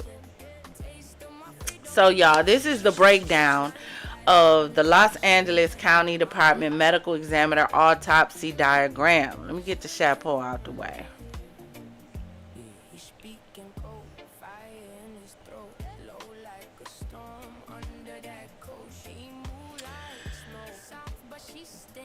Alright, now this was taken from the official document, y'all. We are finna go through it. Now what it says is that the cause of death is multiple penetrating injuries caused by objects consistent with sharp force trauma, sticky icky wounds, specifically 2 penetrating wounds to the torso. 1 in the right/upper abdomen penetrating the liver, 1 in the left chest disrupting adjacent ribs. So what they're saying, she was sticky so hard in the chest that it actually disrupted, bruised, injured, or caused them to separate, shift, or move.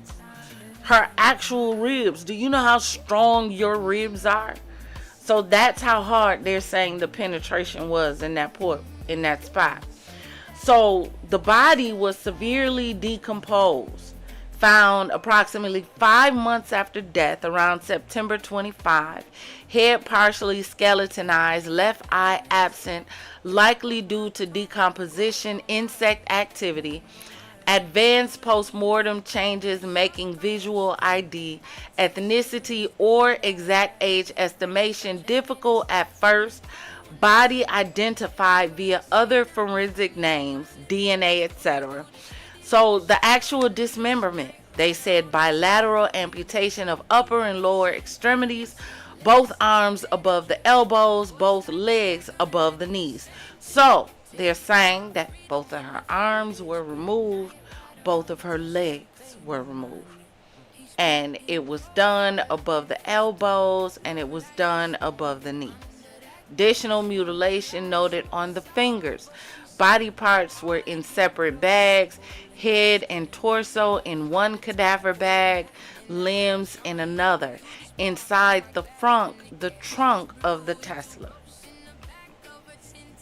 Other findings.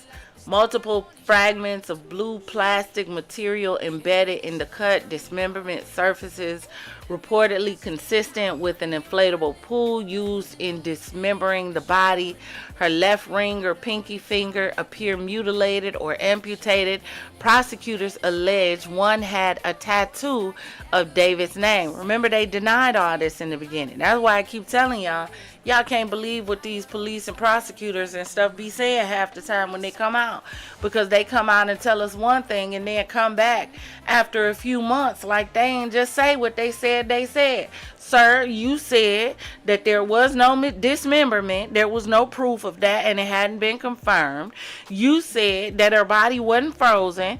We still trying to figure out how that's not possible, especially when her body only started to smell in September and y'all are allegedly claiming, for the sake of this trial and case, that she was unalived sometime in April. So please explain to me how she sat that long and didn't smell after she'd been dismembered, which we're talking about bodily fluids, unless you're telling me that she was completely drained, and they didn't say that portion. Make it make sense. But let's continue. Her pinky and ring finger were removed, allegedly. And remember, a lot of this sounds like MPD Psycho, which is the anime manga that we just went over. Her clothing was cut. Tube top was cut in places. The toxicology, presumptive positive for benzodiazepines, them. So Xans or Valiums. And that M word, methamphetamines, MDMAs, ecstasy or Molly would fall into that category. Low levels of ethanol in liver tissue. So at least you got a dealer. So what do you mean this is only all on him? Because how does she have Xan or Valium in her system as a minor? How? Are you saying David gave that too? Because I don't see that as a part of the case. What about ecstasy or Molly? Because that would have been in the system of minor. I'm not understanding because that also is not a part of the case. Low levels of ethanol in liver tissue. Autopsy performed September 10th, 2025. I need y'all to pay attention to this. We got the golden chapeau on the screen. The autopsy was performed September 10th, 2025. Cause of death was determined December 9th, 2025. September, October, November, December. I completely thought that was the end of the quarter. Please explain to me how it took you 3 months, 90 days to come up with the cause of death. And all of a sudden now you know what the cause of death is for this case. But you didn't know in September. And in December, I'm pretty for sure that there was more decomposition because it's now December. So that's even longer. The body has set out. And now we're talking about the body sitting out because it's been removed from the plastic. Yeah. So that's that breakdown from David. Hold on 1 second. Now let's get into this full autopsy report.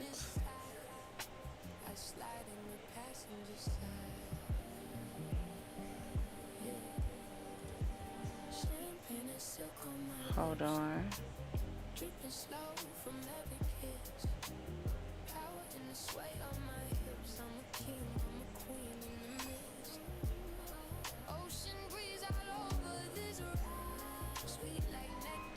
I was like, nah, don't y'all not show up now. We ain't doing none of that.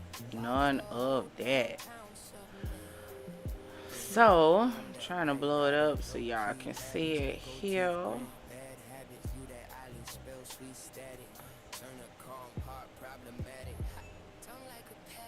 Alright, now y'all hold on 1 second while I get some lubrication, some libation. Is that the correct term? Some lubrication. Hold on, y'all.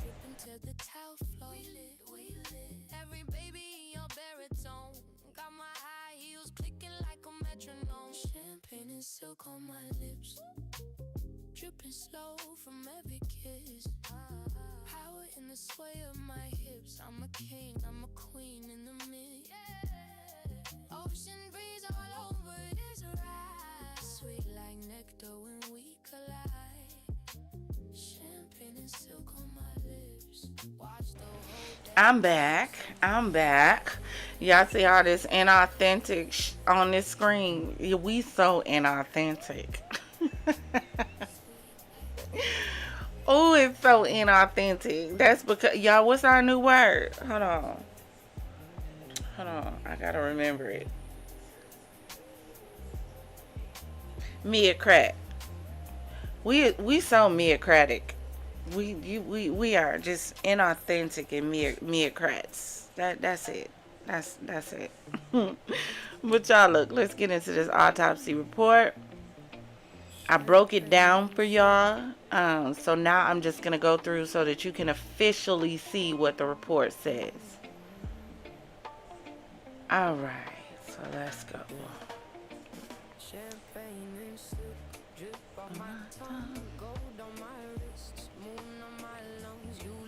You blow it up so I can see it. Lord.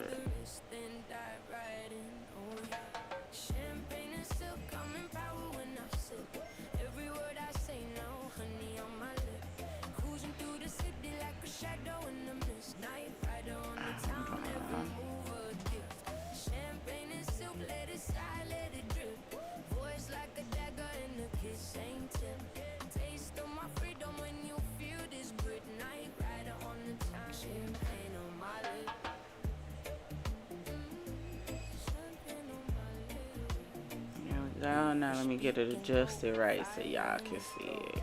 There we go. There we go. Okay. Like, girl, get it together. Not too much.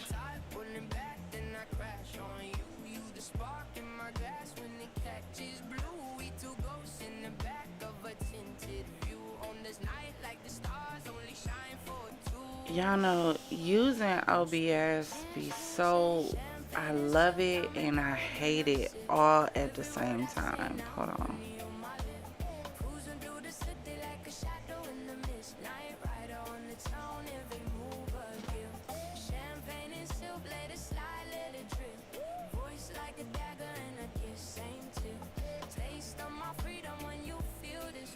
If it don't work, I'm gonna have to show y'all a different. Okay, we'll just do it this way. Alright, so here we go, y'all. This is the County of Los Angeles Department of Medical Examiners. Okay. Death investigation summary for Celeste Abigail Hernandez Rivas. Poor baby. Date of examination, September 10th, 2025. Pronounced date, September 6th, 2025, 11 a.m.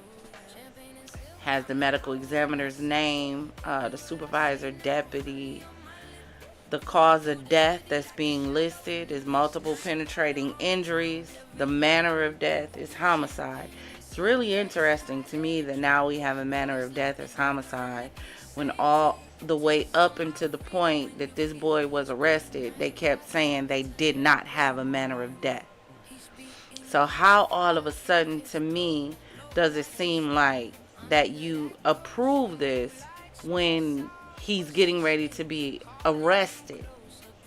I know what they say in December, but that wasn't what they was telling us. So you was lying to us but presenting the truth to the grand jury?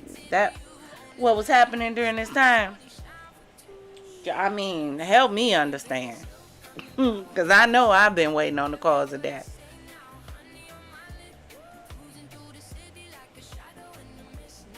So, it says 2 penetrating wounds of the torso, right abdomen with injury to the liver, left chest with penetration under of the underlying intercostal space and cortical disruption of adjacent ribs. Other findings: bilateral dismemberment of upper and lower extremities, multiple additional skin defects. I just want y'all, as we going through here, y'all remember how when we were watching Time to Kill when it first came out, and they came to the scene where they were in court and he was trying to defend Samuel L. Jackson for unaliving them 2 boys over his daughter. I need y'all, as we are going to this story, I need you to imagine what this baby must have been going through in that moment. Because a lot of times what happens is we look at these stories and we almost detach from the stories because, you know, it's a story. It's not you. You're not going through it. But a lot of times, in order for us to really see the monsters that people are, we have to really see the story. So I need you to see what this baby went through before she took her last breath and what he did to her afterwards. Somebody that he sung all these love songs for. You know, I remember we did the whole thing about what love is, and I took y'all to the scripture so there wouldn't be no confusion on what love was. Half of y'all don't know what love is. That's why you keep falling for anything and calling it love. You don't know what real love look like. You call everything love. You call a man talking about he gonna put your head between the refrigerator and the store love and the stove love. You think a man telling you you got 10 minutes to get home or I'm pulling up and airing everything out is love. Oh, girl, he be tripping, girl. You know that's how he is. Then when he really do it, I can't believe he did that. Yeah, you could. Crazy is as crazy does, baby. You just didn't think crazy would go crazy on you. That was the problem.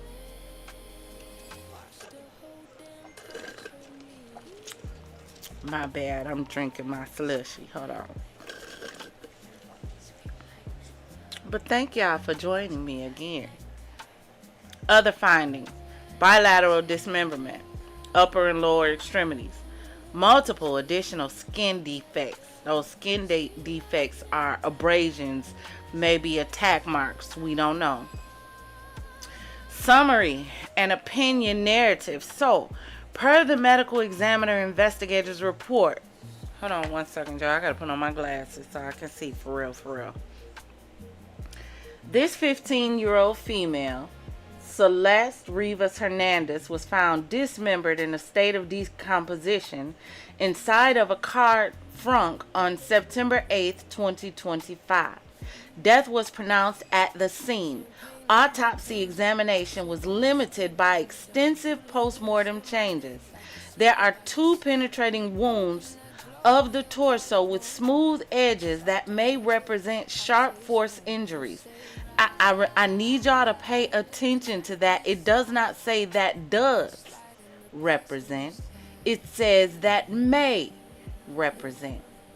Because in all honesty, okay, so we gonna play devil's advocate. I keep telling y'all that there's a lot of holes in the prosecution case.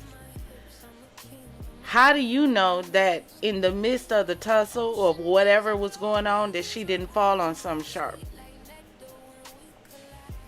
Reasonable doubt. All the defense has to do is introduce the fact that she could have fell on something sharp in the house, and that's how she got those injuries.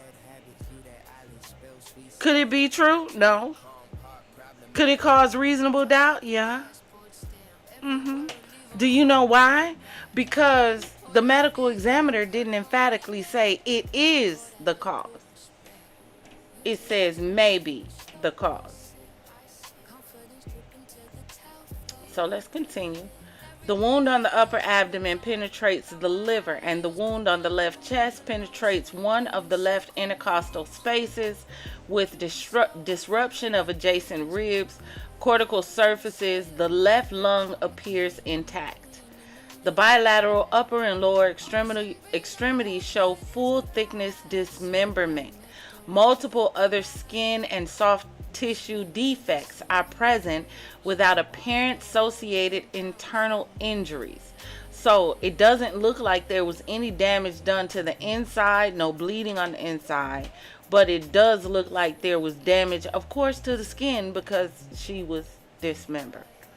Does that say etiology of these defects is not clearly apparent due to severe post-mortem changes, of course, decomp. Post-mortem toxicology performed on the liver shows the presence of a low level of ethanol, which may be due to post-mortem changes or ingestion, and does not appear to be contributory to the cause of death. Given the history and circumstances that currently known by me in the setting of the findings by examination, ancillary studies. Yeah, I'm probably having a very slow moment because I know I've said this word before. Ancillary studies and the absence of other definitive causes of death. The cause of death, that's a problem. That is a problem. I want y'all to look at that and tell me if that is a problem to you. If you were a defense attorney on this case, What would you think of that last paragraph, starting at giving the history? Go on, read it, and you tell me. Don't worry, I'll wait.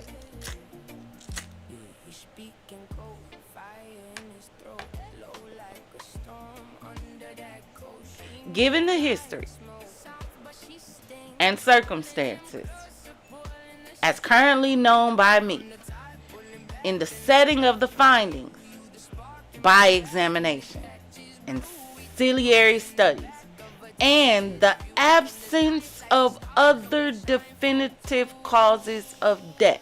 So basically, because I can't say there's any other cause of death, this gotta possibly, potentially, maybe around the way in a sort about, if you think about it and put two and two together, if you look at it through a magnifying glass and then expand it, throw it up in space, let it cohabitate amongst the stars, the moon, the planets, and then pull out that big space telescope they just created and look at it again, then just maybe this may be the cause of death.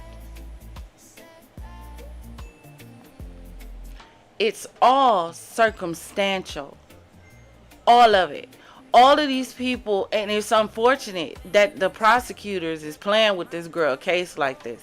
It is really unfortunate because there's so many people that want to see this boy hanged for what he did to her. But remember, it is not what you know. It is what you can prove in court. And all this defense attorney has to do is create reasonable doubt in one person's mind. And that's it. That's it. That's it. Let's not forget that we don't even know if what the what the prosecutors has is going to be enough to even go to trial, because they still have to have the preliminary hearing to see if they have enough evidence. This is a very circumstantial case, and I really hope that they have actual evidence to prove all of these circumstances. Because if they're basing everything on what this examiner's report says, the examiner's report is filled with maybe. It may be the cause. This may be the cause. This may be that. In the absence of any other definitive causes of death, the cause of death is multiple penetrating injuries. So because I don't see anything else that could cause death, I'm just saying it. Hey, just slap this on it. It's got to be these two wounds. The manner of death is classified as a homicide. So it took you 3 months to label this as a homicide and determine that these two penetrating wounds was there? Or did it take you 3 months to come up with the courage to label it as the cause of death? Potentially, maybe, in a roundabout way, when you think about it sideways, drunk on tequila, Patron, Hennessy, and Cutwater. But let's continue, because, you know, this day report, I'm just reading it. Identification, so you see her name, she's female. Let's go to the other sections. There was an external examination. There was evidence of a traumatic injury. There was an internal examination done. You know, they got to be cut open. Cardiovascular system, respiratory system, digestive system, urinary tract, female reproductive tract. Hey, y'all, real question. And I know I got some people that's, you know, in the Champaign City that's, you know, in the health medical field or whatever. And y'all don't think that, you know, people who, like, can normally just, like, cut people open and see the inside of them and blood and all that stuff, like, on a consistent basis, y'all don't think, like, they need to be checked and, like, tested mentally? Because I just feel like I know y'all, like, doctors save our lives. I mean, I get that, right? I know you need medical examiners to do autopsies, but these people are able to see this kind of stuff on a consistent basis, nonstop, and they're normal, allegedly. Y'all, that, like, when you think about it right now, That's okay. That seems normal to y'all, because right now everything feel off to me. Like the world is off. And right now, you sitting there being okay with cutting people open, seeing blood come out, and seeing they complete insides just feels a little Hannibal-ish to me, is all I'm saying. That's all. I don't want to make y'all scared to go to the doctor or nothing, but I'm just saying it's just a little not normal to me that you okay with seeing people insides consistently. So this is a list of all of her system that was checked, radiology reviewed. She was not an organ donor. Be interesting to know if she was buried with all her organs though. Now here's another problem that I have, right? Now the golden chapeau is on the screen. It says external examination, right? Then it says appropriately developed. Now this is what it says about her. But then when you continue down, it says she's Hispanic, she's a female. But when it gets down to the body, weight, and height, it says she was 71 pounds. Now I don't know about you, but please explain to me what 14-year-old you know that is well developed at 71 pounds at 14 years old. I don't know.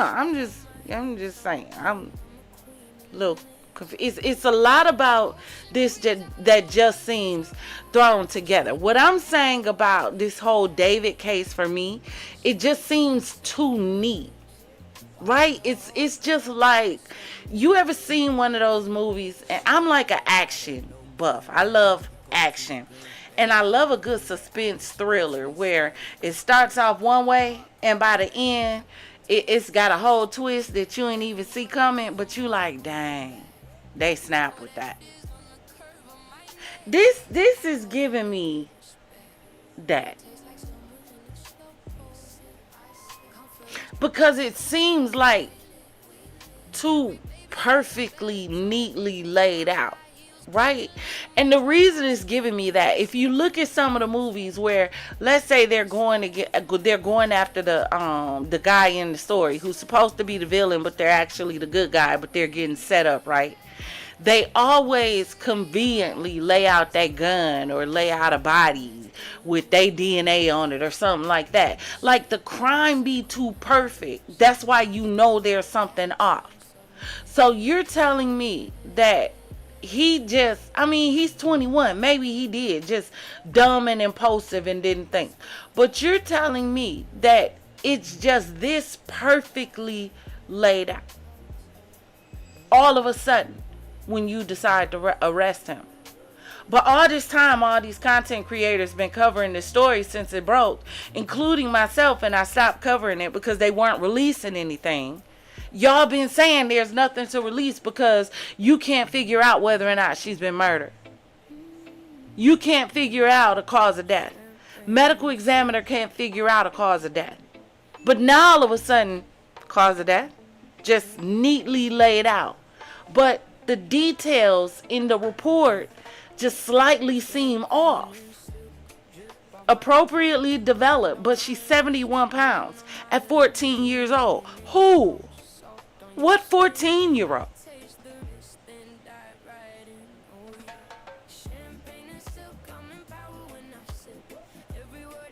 Let's continue. And also, there's evidence of traumatic injury. Tattoos present, finger right, medial description text is on the text. Hair was long. Let's continue. This is just her facial features.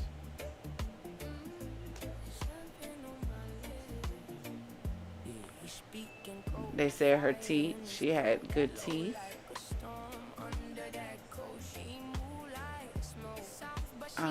Post-mortem changes. The liver. Rigor mortis absent. It says skin color change. Dark brown. Of course, she's, complete decomp. So Her skin tone now is dark brown. Her body is drying. There's insect activity. Multiple insect larvae now present, and there's a foul odor. So explain to me, if her body is now dark brown, that means full decomp has started to take place. So you're telling me that her body sat in the front of that Tesla from April to September. By the time they opened, they saw larvae and flies, bugs flying around, and her body was dark brown. And you're telling me it only started to smell when it was towed? Be for real. Be for real. And wasn't he on tour? He didn't do this by himself.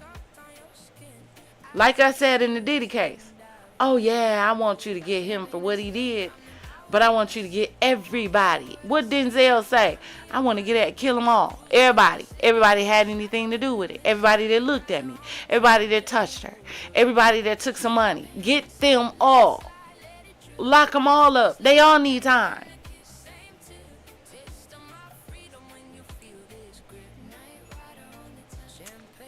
Let's continue.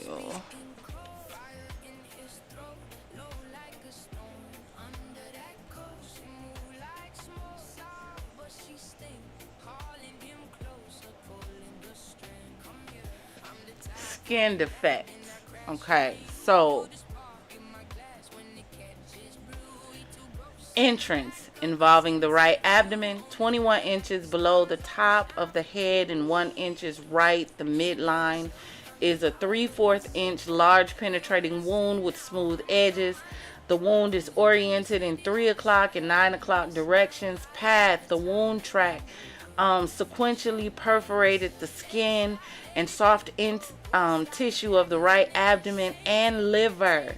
The depth, the wound track has an approximate depth of 1 1/2 inches. Direction, front to back. Skin defect, 9/16 of an inch. Entrance involving the lateral left lower chest, 15 inches below the top of the head and 6 inches left of midline, is a 9/16 inch penetration wound with smooth edges.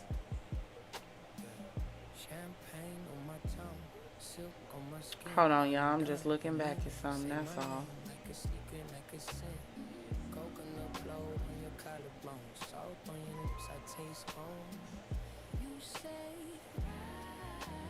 Void defect. Okay. I was looking back at the size of the other wound. So the depth, the wound track has a depth of at least 2 inches.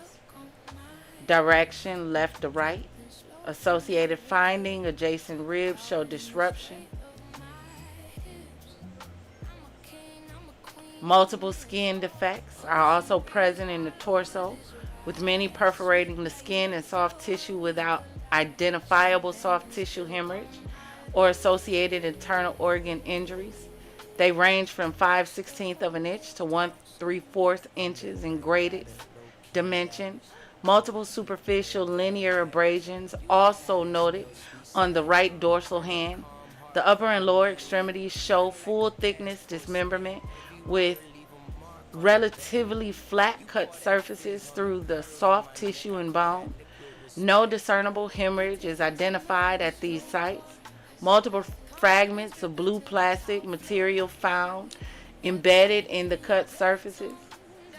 Representative fragments are collected by medical examiner, criminalist, and submitted to the evidence department on September 8, 2025. The right upper extremities is dismembered 9 inches from the top of the shoulder. The left upper extremity is dismembered 6 inches from the top of the shoulder.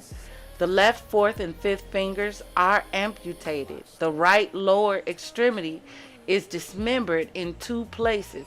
One side is 12 inches from the top of the leg, and the other is 10 inches from the bottom of the heel. The left lower extremity is dismembered in 2 places. One side is 9 inches from the top of the leg, and the other is 15 inches from the bottom of the heel. So you're telling me that he did all this dismemberment by himself? Nobody knew about this? He did all of this himself. And then explain to me how the blow-up pool got into the cut. So you're telling me he cut her through the pool? Help me understand. Because I've been in an inflatable pool, right? So you laying in the pool. Even if you cutting up some meat in the pool, right? How are you going to get fragments of the pool in the cuts unless you're cutting up the pool at the same time and the fragments are getting in it? Well, if that's the case, then guess what? There should also be blood trace on the floor underneath, unless you're saying there was a tarp underneath the pool. I'm just trying to make it make sense for you. That's all. Let's continue. No discernible hemorrhage is identified at these sites.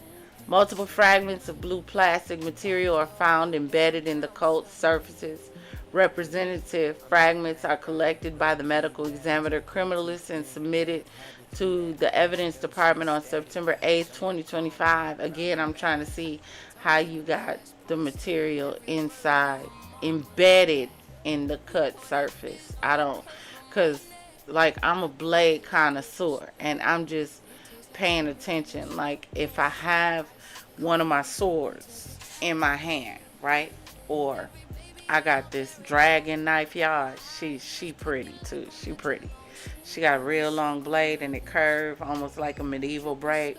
But if I take that, right, and I'm holding it and I stab straight down into something that's in a pool, right? Even if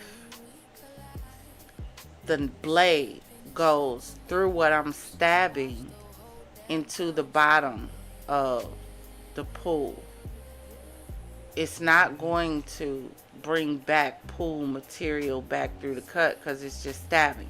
So now I'm thinking if I'm cutting and chopping in the pool, I'm still trying to see, unless he absolutely shattered this blow up pool while he was dismembering this body, allegedly.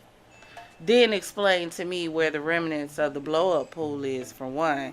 And for two, explain to me why there's no traces of blood on the floor.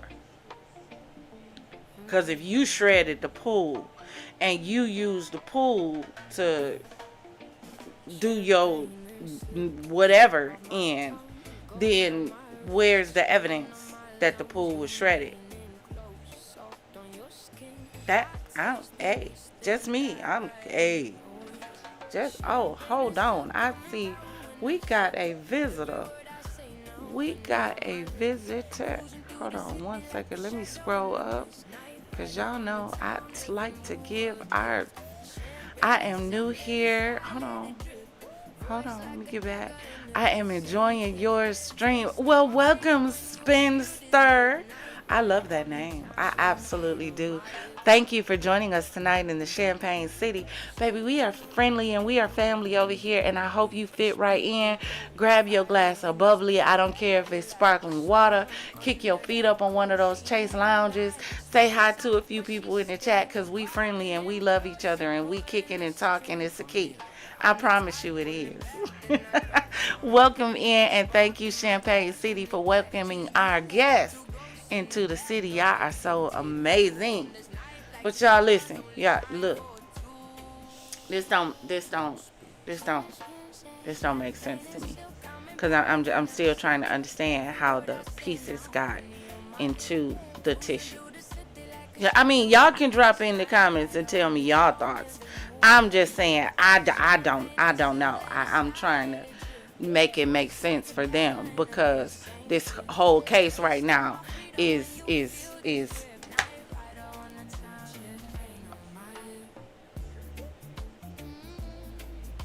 is predicated on this.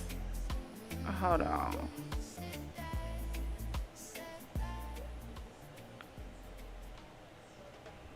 I have to turn the music down a little bit. The whole case is predicated on this. So all this circumstantial evidence is really stressing me out.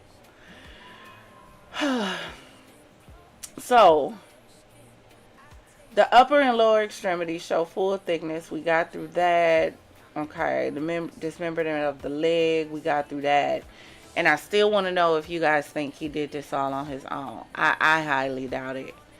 And if he didn't do it on his own, all the defense has to do is raise reasonable doubt that he was the only one that acted in this. That, to be honest with you, the only thing the defense has to do to break this case is to prove that somebody else was involved.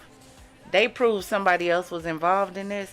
The defense can come out right now and say David admitted he did it, but he said he did not act alone. Their case is shot. Do you know why? Because their whole case is hinged on David. And in my opinion, the way I feel deep down, he didn't do this by himself. Organs in normal anatomic position. Let's continue.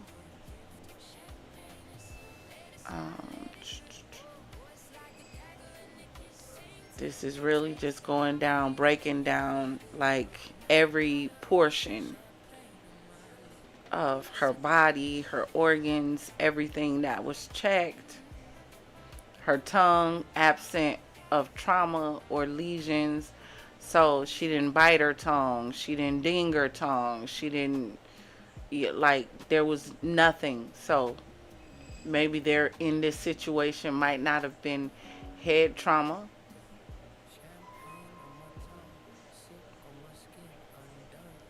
Let's keep going. Urinary tract. They checked her kidneys. Her bladder was checked. It was empty. Her uterus is present, not enlarged, and without, yeah, I can't see what that word say. Something, lesions and hemorrhage. Ovaries and fallopian tubes appropriate for age. Vagina without lesions. So I'm guessing that means she didn't have anything venereal. Thanks be unto God. So it goes into her endocrine system. Y'all, these names is insane. The skeletal system.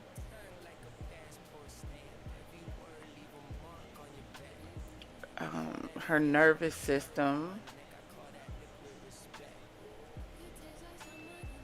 Special senses, it goes into eyes. Now remember, one of her eyes was missing. And they said it could have been due to the animals. They really don't know, because remember, everything with this examination is speculation, including the fact that they marked it cause of death unaliving. Let me see. So they took a photo during the examination. Layer-wise interior neck dissection, no trauma to the neck. So that means she wasn't strangled, because there's no neck trauma. I'm thinking that's what that means. Let's continue.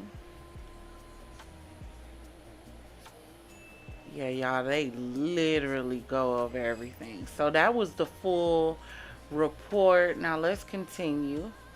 The forensic science laboratory. So let's get into the lab report. So now this gets into what was found in her system.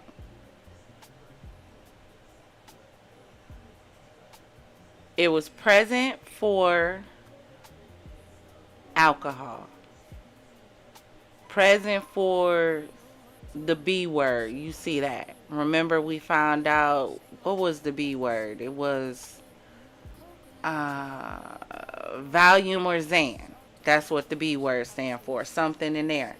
So then it says for cocaine and metabolites, fentanyl, is that ND?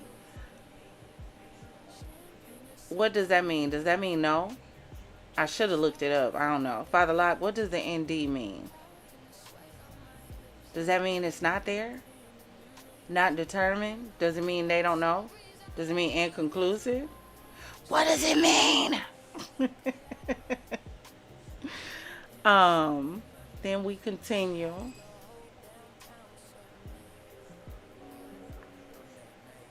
Because we had a lot of NDs on here. What does the ND mean? Not determined? Well, how do you not determine? So you don't know whether this baby was drugged up on a cocktail of drugs?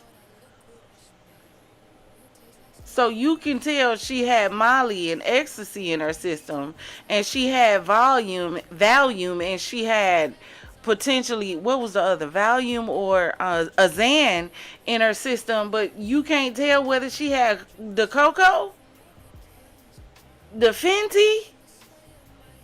You couldn't tell none of them. Yeah, I keep telling y'all, something about this whole thing don't rub me right. It's just, something is off. It's rushed. At what? Yeah, I don't think that David not gonna make it.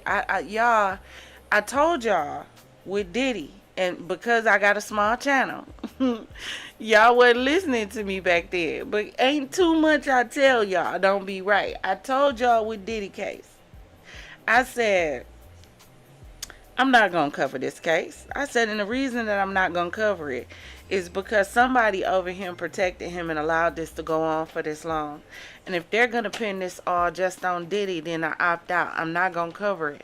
Unless you're going to bring out all the monsters in the story and put all the monsters to bed. I said, all you're doing is cutting the string from the puppet master to the puppet. As long as you leave the master can always put another puppet on the string. I said, so I opt out. I'm not covering it. I said, because one or two things is going to happen. This is complete BS. Number one, Homeland Security picked him up. And you don't pick up somebody by Homeland Security unless it's a threat to the homeland. So I said, number one, that's what let me know that it was male bovine feces. That was number one. Number two, it was the fact that the only person that they picked up was Diddy. And I looked at y'all, and the third was that they hit him with a RICO. I said, a RICO? I said, yeah, let me tell y'all something. I said, Diddy is either not going to make it, or this case ain't gonna make it. They gonna throw the case. Please and believe, watch my words. Mark my words. He's either not going to make it or they're going to throw the case. That case started and they made an entire RICO case about baby oil, sexual position, and how many nasty, freaky men there are in the industry. When they turned a RICO trial into a soft porn, back in the day, HBO late night soft porn. Y'all remember HBO After Dark in the 80s and 90s? Where you couldn't tell if they was doing something or not. Y'all remember? Yeah. When they turned the RICO case into that, I said, oh, this boy gonna walk. And I know I hear somebody, he didn't walk. He's still in jail. He did walk. He walked on the RICO, just like I told y'all he would. They caught him on being a pimp. Another thing that I told y'all is they messed up when they threw all them charges at him. Y'all threw a cocktail of charges at him, hoping that eventually one of them would just stick. So because you couldn't get the RICO to stick, you got him stuck on being what half of y'all dudes do right now, and y'all need to be careful. Find you a little filly and fly her out across state lines, and y'all put a little money in her pocket and pipe her down a little bit and send her back home. That's what he went to jail for. He went to jail for paying for escorts. I'm telling y'all the same thing with the David case. I don't think this boy gonna make it out of this one. Or something gonna happen and this case gonna get thrown. It's gonna get thrown. I don't know. Y'all drop in the comments and let me know which one y'all think it is. But let's continue. Now, hey, if I'm wrong, I'll be willing to admit I'm wrong. Y'all know me. I'll come back and be like, y'all know. I thought it was, hey, but I've been right so far. When they came and arrested David, I came back and told y'all, hey, we got a little hope. My bad, I might be wrong. They might have some. That man came out and started talking. I wanted to flip over my whole table. Whole table, computer and everything, but I was in the middle of a stream. Let's continue. Y'all better watch these officials. Now this is her autopsy, the actual picture front diagram. You can see the 2 marks. Those are the locations of the 2 marks that they are stating they think are the 2 marks that are the cause of death, right? And again, I strongly state that they say may be the cause of death. Not emphatically are, not unequivocally without a shadow of a doubt is. No, may be the cause of death. Let's continue.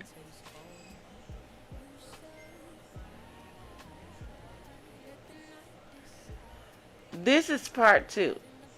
More detailed. So in the slides that I showed you, as well as the beginning of the autopsy report, these were the injuries that they were discussing. So now you're able to actually see the arrows pointing to them. You can actually see where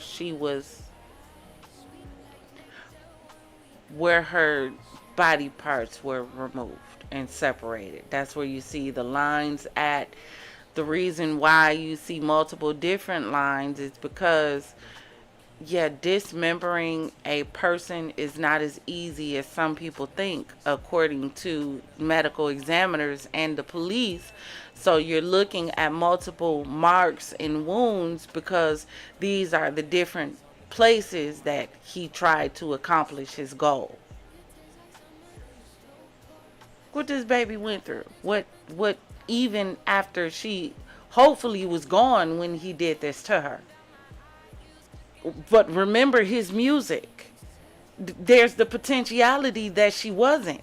We haven't even entertained this conversation. This is what really irritates me about the prosecutors and the police moving forward with this. Because you don't know when this was done to her. You don't know if this sick, twisted, sadistic boy who lived his life consistently between real life and an animated version of a sadistic, flipped out, wigged out, doped out, confused ass serial killer who didn't know if he wanted to be a detective or if he wanted to be a murderer. So he was just gonna murder and solve his own cases. We don't know if he didn't do this to this girl while she was still alive. You don't know this. That counts towards motive. That counts towards the charge that you get and the amount of time and years that you get behind that charge. You gotta have 2 things. An act that is criminal. You gotta prove that it was murder. And you gotta prove who the murderer was. And once you prove those things, you gotta prove the motive and the intent behind the act that was completed by the individual that was criminal.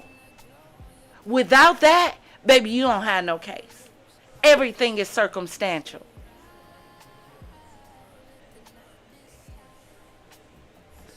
Let's continue.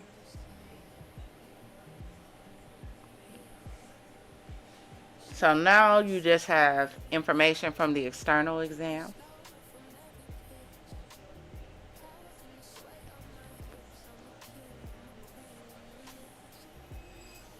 And thank y'all for staying in here with me. Y'all so special.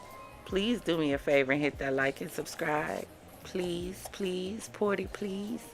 And for those of you who don't know, our channel was recently, I am not monetized on YouTube. I have not been fully monetized on YouTube. For those who know, fully monetized, that is when you have over 1,000 subscribers and 4,000 watch hours, and you get paid per view. A lot of your bigger channels get paid per view. Before you get to that point, you have to make 1,000 subscribers and you have to get 4,000 watch hours. So complete hours of watch time 4,000 times. So I had made my 500 mark of subscribers, so I unlocked my memberships, my super chat, and my super thanks. Well, the other day I received a notification from YouTube that my channel was demonetized for inauthentic content. Do you know why? Because I am a producer. I produce. I do not create content. I produce. And because I produce, y'all get content. I created a community with the Champagne City because I was tired of negativity, and I was tired of people being depressed, and I was tired of people not having a place where they can come and belong and be themselves and kick back with a group of people who weren't judging them and expecting them to speak with a certain vernacular and weren't correcting every time they did a grammatical error, but they could just kick back and belong to a city and a community. So I created the Champagne City. Well, I got demonetized the other day for inauthentic content. Do you know why?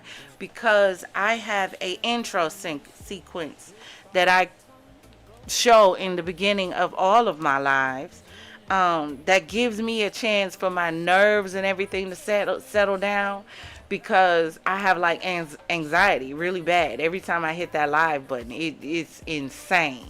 So my stomach goes, my heart goes, it's like it starts pumping. So my sequence is my countdown, then my AI dials. All of it is created, designed, edited, all of that by me. You know, all of that inauthentic shit. So I created it to give me, you know, that time to relax, so that when I hit turn the mic on, you know, y'all get bubbly and all of that. Yeah, they said it was inauthentic and it was repetition to try to get likes and views. Interesting. I thought all shows had an intro in front of it, but I mean, go off. We're not going to cancel our intro. I created it. I'm not canceling it. Say what you want. Argue with your mama, YouTube, your algorithm, all of y'all. Argue with your mama, not me. No, I'm not canceling my sequence. And also our little song, Troll Busters on Patrol, I'm not gonna stop playing that either, because I created it. It's my song, it's my video, I created it. The voiceover, I created it. I put everything together. The man singing, I created him. He belongs in the Champagne City. I do this for real. So we were demonetized. No big thing. Small things to a giant. So I just went and created the Champagne Factory, which is our Champagne City store, which has our Champagne City merch. So there's a few ways that you can support the channel if you want, if you like. No pressure. You can like, you can subscribe, you can sit back, chill, and just watch. Makes me know, never mind. You can go over and support the Champagne Factory, our store, and get some champagne merch, or you can hit the Cash App. It's all up to you, but thank you for joining me tonight. Let's continue. This is the medical examiners, just the breaking down. Her information is on here. Let's continue. So the synopsis by the medical examiners. It says 2-hour autopsy notification request by LAPD robbery homicide detective Byers. Information is preliminary and subject to change due to the ongoing investigation. See, that's what I don't understand. How is the information preliminary and subject to change? If the autopsy is as the autopsy does, then why would the information change? Or are they talking about some different information? Now, I don't know nothing about this foolishness, but I'm trying to understand. Why would it change because this is a preliminary investigation?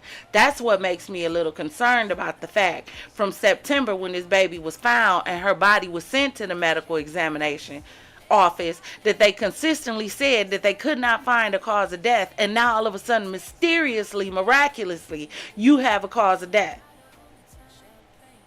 But that's after you marked her body as okay and normal, but she was only 71 pounds. But let's continue. According to the reported information, on 8/26/25, a passerby reported an abandoned black Tesla that was parked on the street to the Los Angeles Department of Transportation. My question is, why that day? That's my question. Who was this person that reported it abandoned, and why that day and no other day? Why that day did you know it was abandoned? Did the car look different? Was it positioned different? What about this day made it so much different than any other day this car was parked there? Because it still looked trash. Any other day it was parked there. If it looked trash the day it was towed. So, it was parked on the street to the Los Angeles Department of Transportation. Employees cited the vehicle on 9/3, impounded it on 9/5, towed it on 9/8. A manager noticed a foul smell emanating from the vehicle and reported it to Auto Detective Clore.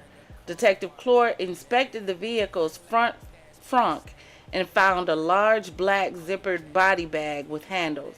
He partially unzipped the bag, revealing a human torso and the back of a head.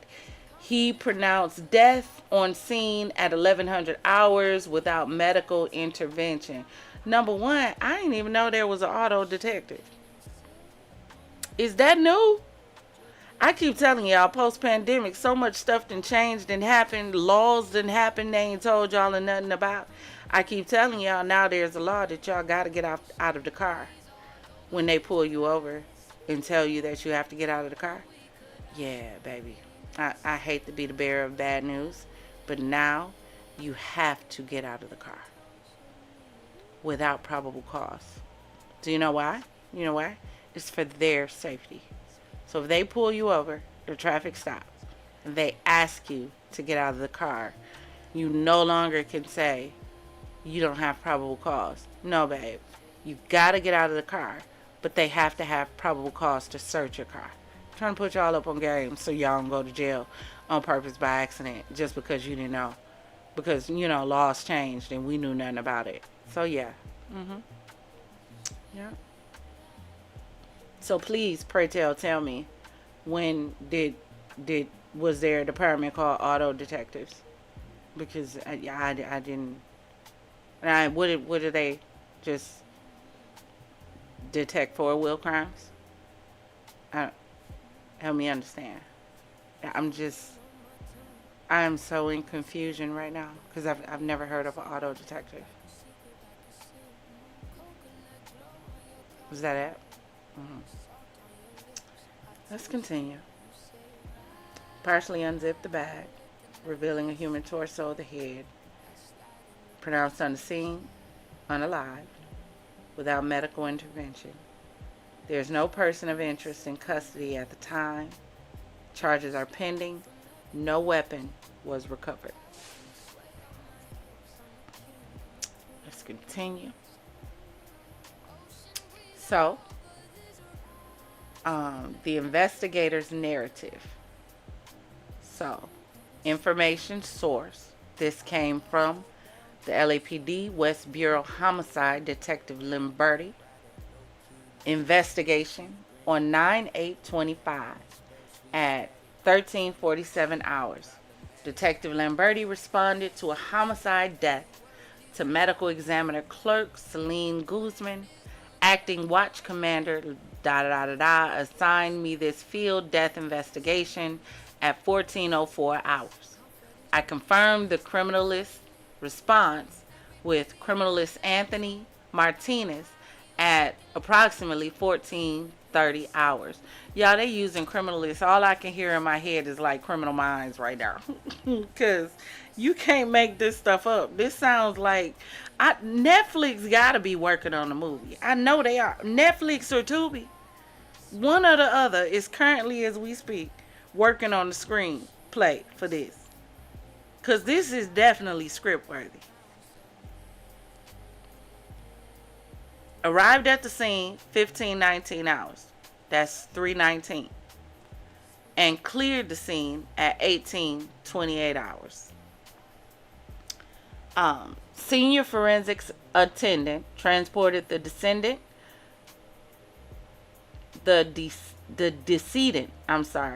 to the Department of Medical Examiner. Location, you see it there. So it says from the witness, I spoke with LAPD, West Bureau Homicide Department, Lamberti on scene. He prefaced his statement by informing me that this case was being actively transferred to LAPD Robbery Homicide Division, Detective Byers, number 35673. Information is preliminary and subject to change due to ongoing investigation. Again, I don't understand why they keep talking about stuff is subject to change. Due to the ongoing investigation. There are some things that shouldn't change. He told me on 8/26/25, a passerby called the LA, well, I guess determination, if it's determined what the cause of death and time of death is, it could change. But it shouldn't change his initial report, so I still don't understand that. But a passerby called LA Department of Transportation to report an abandoned black Tesla parked on the street.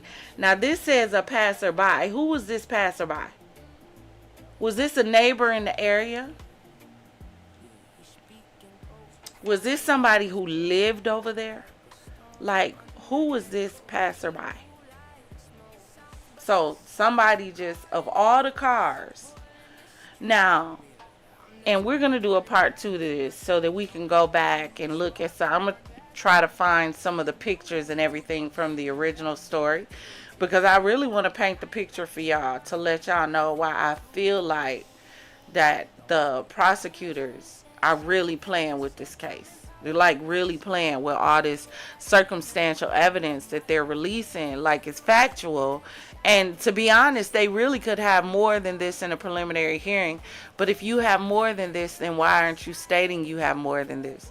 Because everything that you're stating that you have is circumstantial and is based and predicated on jurors believing that David did this all by himself. Your whole case is predicated on that.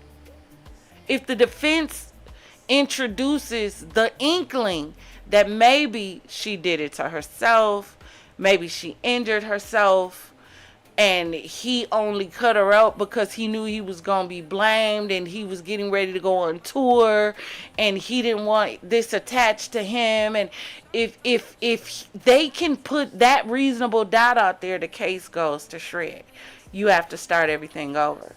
So why not wait until you have all of your ducks in a row before you arrest this boy and play with this case like this and potentially get it all thrown out, or have to start it all over, or risk some evidence being thrown out and not allowed into evidence in this case.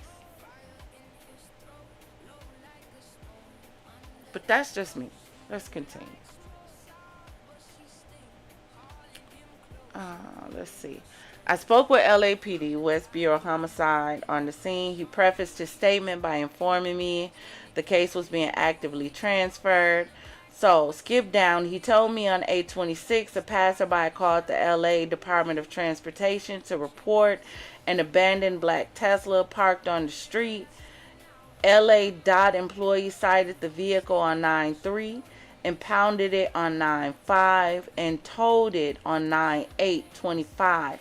A manager noticed the foul odor emanating from the vehicle and reported it to the auto detective. Now, here's my question again, going back over it, right? How exactly did it only start to smell when it got to the tow yard? Because the passerby didn't notice the smell. The individuals who inspected it didn't notice the smell. So, who got it, towed it, didn't notice the smell. So why did it only start smelling on, how was this possible? I'm still trying to figure out how this body was contained in a way that it did not smell between April, when she was allegedly unalived, according to the detective's story, and September, when she was found. That's a large chunk of time for a body to be sitting dismembered in a vehicle and not smelling. Explain to me how.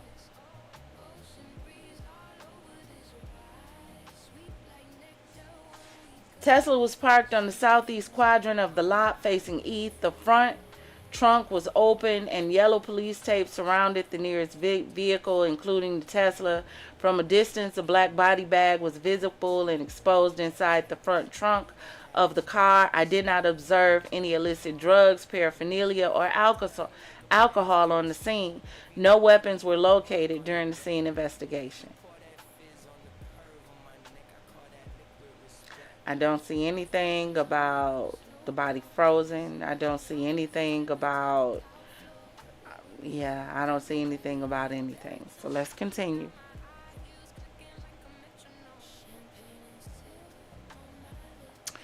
I observed how do you pronounce that word? Decedent? How do you pronounce it? I've never seen this word before. Posterior head and torso lying prone in a body bag inside the front trunk of a Tesla. Her head was oriented toward the north. She appeared of indeterminate age and ethnicity with dark hair and natural teeth. She was wearing a tube top underwear, leggings, and socks, so she didn't have on any clothing. I observed multiple holes in the front and back of the tube top. She was missing both arms above the elbows and both legs above the knees. Trigger warning, because I need y'all to hear what happened to her.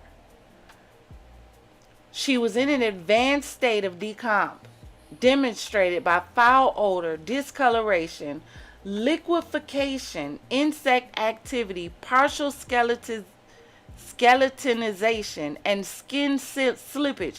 So her skin was starting to slip from her bones. And you still trying to convince me she didn't smell before this point? I noted an approximate 1-inch linear defect on her abdomen and a circular defect on her left flank.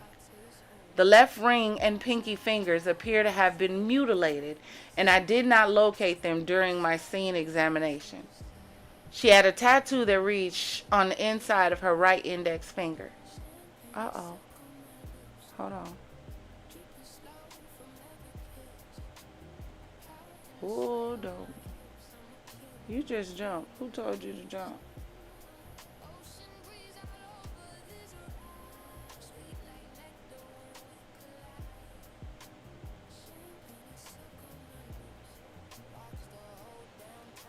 Okay, I did not observe any other discernible scars or tattoos. She was not ID viewable due to decomposition of the face, and was not live scanned due to waterlogged fingers. She was assigned Jane Doe, number 550. 9/16/25 at 08:15 hours, Dr. Law positively identified her as Celeste Abigail Rivas Hernandez via dental radiograph comparison. Now this is interesting, right? Because when we covered this story, we were talking about the fact that there was the body that was found in the front Now, we found out about this story. How? I want somebody to tell us how the world found out about this story. Dum dum dum dum dum dum dum dum dum dum dum dum. Dum dum dum dum dum dum dum dum dum dum dum dum dum dum dum dum dum dum. Yeah, that's how we find out about all stories. TMZ. I keep telling y'all, that's how we need to go down a rabbit hole of TMZ and how they keep getting exclusive stories, because TMZ came out and they let us know that there was a body found in the front of a vehicle, and it was believed to be that of a 14-year-old named Celeste, according to inside sources who contacted TMZ. My question then became, have the police talked to this source who contacted TMZ and told them who was allegedly in the front of the car? Because how did you know?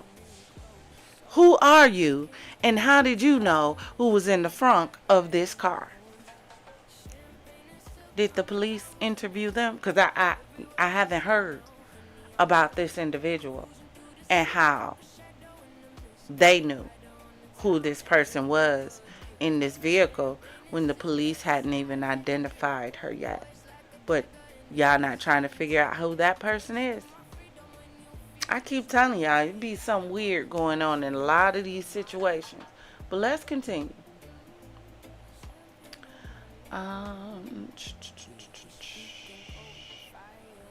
Alright, requested a 2-hour autopsy notification. Alright, let's continue.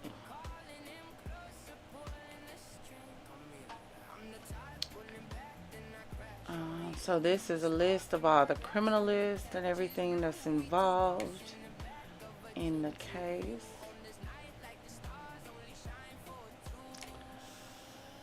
This gives a timeline of events. So the timeline, September 8th, 1300 hours. The request was received from the ME for evidence collection at scene, 1458. That's 2:58. Departed from the Forensic Science Center for the scene with senior criminalist A. Martinez. 3:27. We arrived at the scene. 4:04. We began processing. 6:40. We departed the scene. 7:16, we arrived back at FSC. 7:43, the evidence collection was completed. If I'm a little off, I'm medicated. Don't do too much. Charge it to my head, not my heart. So scene description.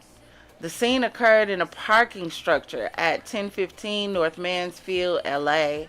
On the second floor of the parking structure was a black Tesla Model X with a Texas license plate. The Tesla was parked facing east with multiple cars nearby. She was found in an enclosed storage compartment located under the hood of the front of the Tesla. Interesting.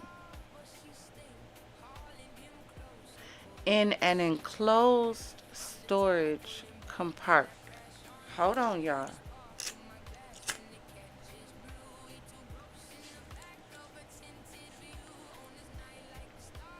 My golden chapeau lit up. That's all. It lit up. So I gotta go research something. Just give me a minute. Just give me a second. Unless I got a Tesla owner out there, please explain to me, the hell do they mean an enclosed storage compartment located under the hood? Hold on. I need to, don't glitch on me. Don't you glitch.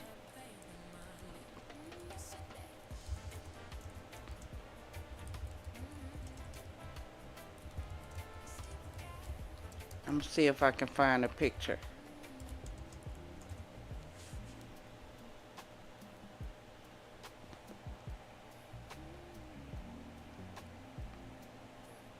Hold on.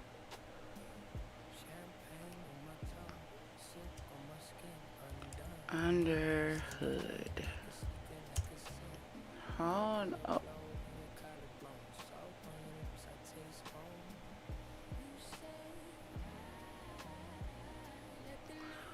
Oh, okay. Okay. So the front is the compartment. For those of you who have not seen, hold on one second. Let me see if I can show this to you. Hold on.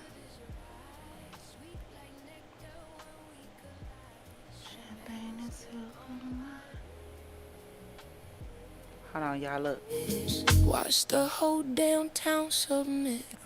Y'all know that's my song.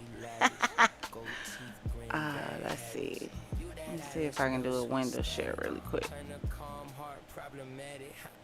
Like a passport stamp, every word leave a mark on your back. You pour that fizz on the curve of my neck, I call that liquid respect. I want to show y'all something real quick, then I'm going to show y'all something else. This is my interface. Wow. OBS, I'm sorry, wow.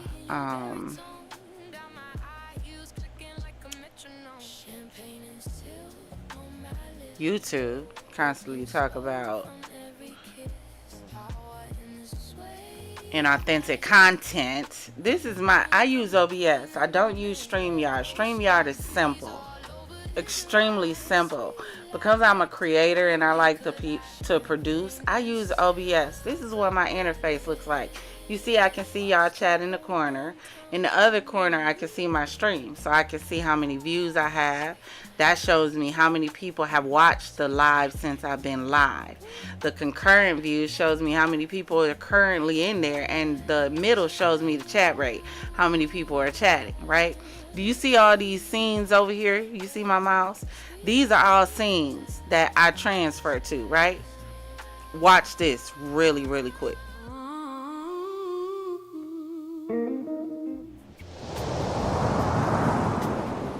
You see that? So when I'm in the show with y'all, not only am I giving y'all the script and giving y'all the story and all of that, you see all these scenes? I have to change the scenes with the story.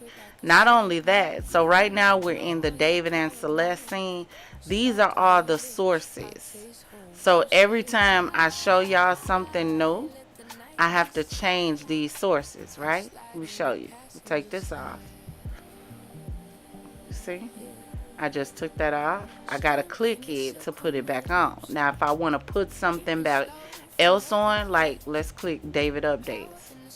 See, I gotta click it. So while I'm talking to y'all, I have to also activate these scenes, because these garbage pail kids and the sewer chaos crew of YouTube, some snotty Scotty in the damn control booth, damn garbage pail kids, some damn gutter Greg, toxic Tasha sitting up there with nothing better to do, damn Ruby right up there playing with people's channels and demonetizing them for no reason. But you know, and I created these too.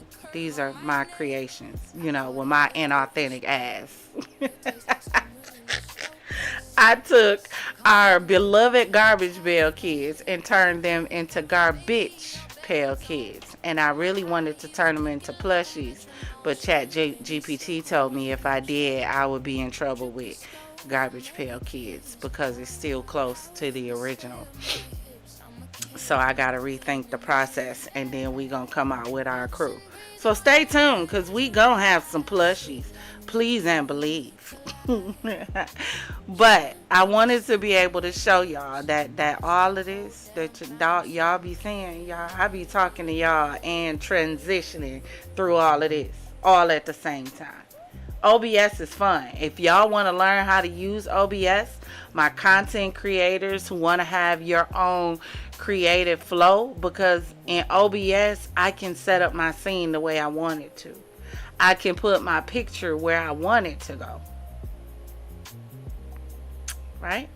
My videos, you put them on the screen where you want them. In StreamYard and all of that, you don't have that creative expression. It's only the formats that they have set up. In OBS, it's the format that you want. So we're gonna do some that's my segment called Pizzazz and Pixels. So we're gonna get into some more pizzazz and pixels to show you how to, step up your streams and have a little fun while you're doing it, with my inauthentic ass content. But let's continue. So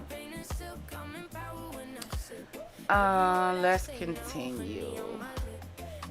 That's what I was showing y'all. Hold on. Share. So this right here is, let me see if it's gonna switch so y'all can see it. Yep, this is the front of the Tesla. So I wanted to see if there was like an extra compartment in the compartment, and maybe that's why it didn't smell. But I'm still trying to figure out, why did it start smelling like all of a sudden? Why? You pull it up close, you see the little part up there. I'm trying to see if there's another compartment for the compartment that maybe she could have been in. There's just regular compartments in the front. Yeah, I don't know. I'm still trying to wrap my head around how she didn't smell for that long unless she was frozen. Now again, as I stated before, there was someone who stated in my chat that the front area was refrigerated, or there was some cool air. We looked on Google. Google said there's no cool air that flows into here. Again, I'm trying to figure out how exactly she didn't smell for that long. Do y'all think he put ice in the bag? But then in that amount of time with that heat, I showed y'all that it was between 113 to 130 degrees in that vehicle just between June and August. So even with ice in there, the ice would have melted. Outside of this area somehow being refrigerated or frozen, I cannot see how she survived. Like, Lord, wrong choice of words. I cannot see how she was in here and there was no stench for that long. And if you know something about Tesla Frunks that I don't, that will make that possible, let me know. Or if you have any theories, drop in the comments and let me know what your theories are of how her body was preserved. Alright, let's continue.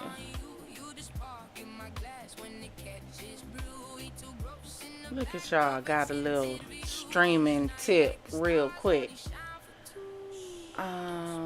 Okay, so Tesla Model X, Texas plate, parking facing east, multiple cars in an enclosed compartment located under the hood known as the frunk. Prior to arrival, the frunk was open, the body bag was unwrapped and opened to view her. She was dismembered and was inside a black body bag and a black trash bag.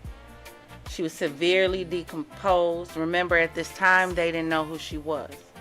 There was decomposition fluid on the outside and inside of the bag. She was a female, had dark hair with decomposition fluid and insect activity. Insect activity was observed on the body and the body bag. The body bag had a double zipper, 3 handles on each length side, and a handle on the top and bottom within. The body took most of the front space. Hold on. Inside the front, the body bag contained her head and torso in a prone position. The head pointed north and her thighs pointed south. The trash bag was at the south end of the front beneath the body bag. The trash bag was tied and contained the dismembered limbs, arms with hands, and legs with feet. The arms were cut and removed at the bicep. The legs were cut and removed above and below the knee. Before moving the body bag, the handles and zippers were swabbed. The body bag and trash bag were moved from the front and placed on a plastic sheet. She was then removed from the bag and put on another plastic sheet. The left hand was missing the ring and pinky finger. Remember, that's very reminiscent to the anime that everyone is talking about. MPD, what was it? Psycho, multiple personality disorder. Psycho. It's the name of the anime. And a lot of this is reminiscent to that storyline. From the eyes to the fingers to even being frozen, which they're not confirming, but I do remember they tried to deny. So it's going to be really interesting when they come out and explain how her body sat in that trunk for that long and nobody noticed the smell until she got to the tow lot. Need y'all to remember that. Just keep that in mind while, you know, they say they have the case figured out. Let's continue. The body bag and trash bag were moved from the front and placed on a plastic sheet. She was removed from the bags and put on another plastic sheet. The left hand was missing the ring and pinky fingers. She was wearing a discolored tube top, discolored underwear, black leggings, and black socks. The shirt appeared to have 3 cut artifacts. The leggings were cut around the knees with the upper portion on the torso and the lower portions rolled down to both ankles and the feet. At the cut site of the right leg attached to the torso, there were small blue plastic pieces. Also, the legs, arms from the trash bag had small blue plastic pieces at the cut sites. What's interesting to me is if you remember the medical examiner's report, I don't recall the medical examiner mentioning anything about leggings. Remember, we had a conversation about it. The medical examiner said she had on underwear and a tube top. There was no mention of leggings.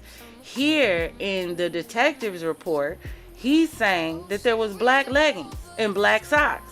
Where the hell did that go by the time her body made it to the medical examiner's office? So we just missing artifacts? Let me see what y'all saying. Hold on one second. Spencer said, do you remember when TMZ reported she was frozen and then they took it? Absolutely. They took it back because they said that and the police were saying it was never confirmed. Exactly, they were saying that it was frozen because when they came out and said it, we were like, that makes sense, because you remember the lady was just in our chat and she said that the front of the Tesla is refrigerated or has a freezer or something or another. And then all of a sudden they took it back and was like, there's no confirmation of her body being frozen. Well, how in the HE double hockey sticks did her body not smell for that period of time? Make it make sense. Unless you're trying to tell me that her body was not in the car for that period of time. So then that would lead me to now ask the question, at what point was her body put in the car? And where was it held at before it was put in the car? Because remember, that was another question that we asked in the original videos we covered, whether there was a deep freezer in the house that you think she was stuffed in, because I cannot see any way that her body was preserved to the point where it did not smell unless it was somehow frozen. I don't know. Dry ice can't. Hold on, let me see. Can a body can't unthaw after it's been in dry ice, right?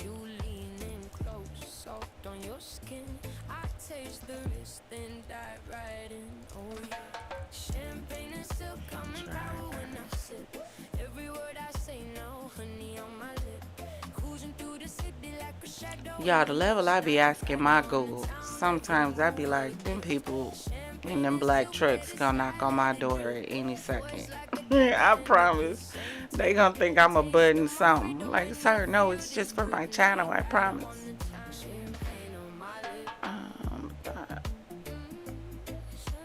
A human body can physically thaw. Medical revival is not.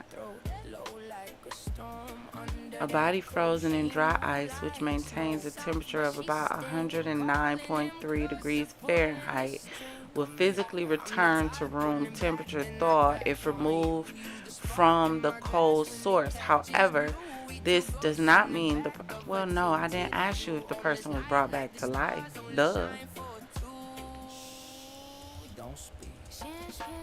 Champagne and silk, I'm empowered when I sip. Every word I say now, honey on my lip.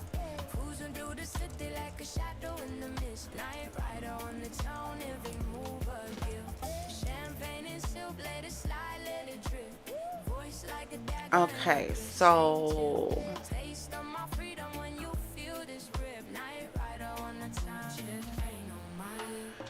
it says for long-term preservation, a dedicated mortuary freezer is significantly more effective than dry ice.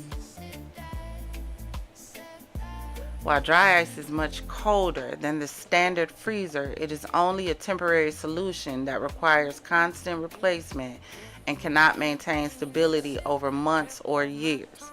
Okay, so let me see. Typical. So again, it's only saying 24 to 48 hours. So if that's the case, you're at least telling me somebody kept this girl on ice.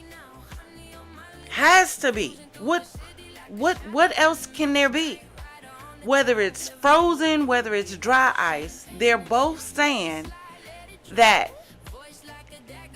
the duration is only 24 to 48 hours. With her, we're talking about months. So please explain to me how this was months her body was in this trunk and it didn't smell. It didn't thaw. She just started, as you stated, she just started to liquefy. And I'm thinking maybe she started unthawing. And maybe that's where part of the liquefaction was coming from. The fact that she was unthawing. So I'm agreeing with you, Spencer. I don't know. Something ain't right. I'd pray for me, Father Lord. I'm a Gen Xer. You know, that's the problem. We all a mess. He said they gonna cancel you and them feds gonna show up. They definitely gonna show up. They are. And I'm gonna tell them, I'll go with your mama, not me. Based on reports, there are conflicting claims regarding whether Celeste Rivas Hernandez's body was frozen when discovered in the vehicle's trunk. While initial highly reported claims was partially frozen or in a state of thawing, the LAPD has officially denied this, stating she was not frozen. This is exactly what I'm saying. The LAPD has been coming out denying a whole lot of stuff and then coming back and saying it was true. Like now all of a sudden they have a cause of death, but for the longest you didn't have one. But now miraculously you've determined one now that you've decided to arrest him. I'm not saying that he does not need to be arrested. I'm not saying he does not need to be arrested for her unaliving. I'm saying it does not sound like they have enough evidence to arrest him right now. Because it's not what you know. It's what you can prove in court. You know one of the perfect cases that I can use to deal with this. We finna go somewhere right quick. Y'all awake or y'all tired? It's Friday. Cause we gonna be on David. Cause they finna play with this. I need to show y'all something for a second. Let me go some. If y'all tired, put some yawns in the chat. If y'all awake and saying let's go for it, throw me some champagne glasses and bottles in the chat. I just need to know who was awake. I just need to know. We finna go somewhere real quick. I'm finna show y'all how a case can all point to one person and turn around and not have enough to convict them of anything. Let me show you something.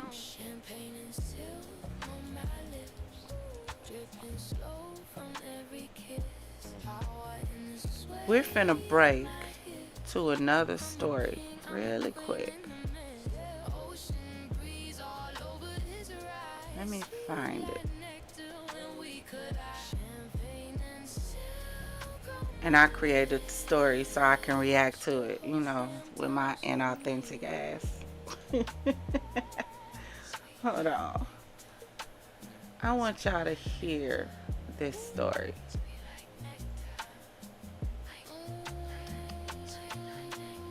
Which one do I want to do?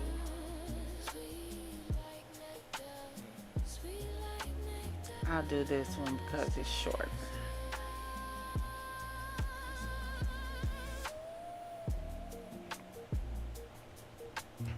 We're going to listen to this story.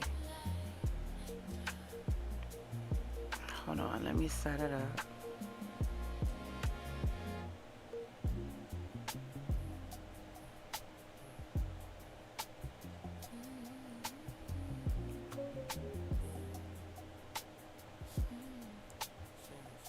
Champagne on my tongue, silk on my skin, undone. You lean in, say my name like a secret, like a sin. Coconut glow on your collarbone, salt on your lips, I taste home. Swear quiet. This is a story that I covered on one of my other channels, and this channel is Inky Noir Champagne Mystery, so go over there and check it out. But I want you guys to listen to this story real quick. Listen to it, and I want you to pay attention to the details. And I'm doing this for a reason. I want you to pay attention to the details, because you're gonna see how you can have a case, and in the case all of the evidence can point to one person and they can't get him, because even though all of the evidence points to him, there's nothing that connects to him. That's the problem. Evidence pointing to someone and evidence connecting to someone. It's two different things. Let's check this out. Veiled in darkness and intrigue, as we explore the events of September 2nd, 2011, when San Diego Sheriff Bill Gore concluded the death of Rebecca Zahau a suicide and the younger Max Shacknai an accident. Prepare to be drawn into the enigma. So grab your favorite glass of champagne. Make sure your doors are secure and cozy up, for the secrets we're about to uncover are as chilling as they are captivating. Step into the Noir Syndicate to unravel this twisted tale that we call Rebecca Zahau, Fate or Fury. This is Inky Noir Champagne Mysteries.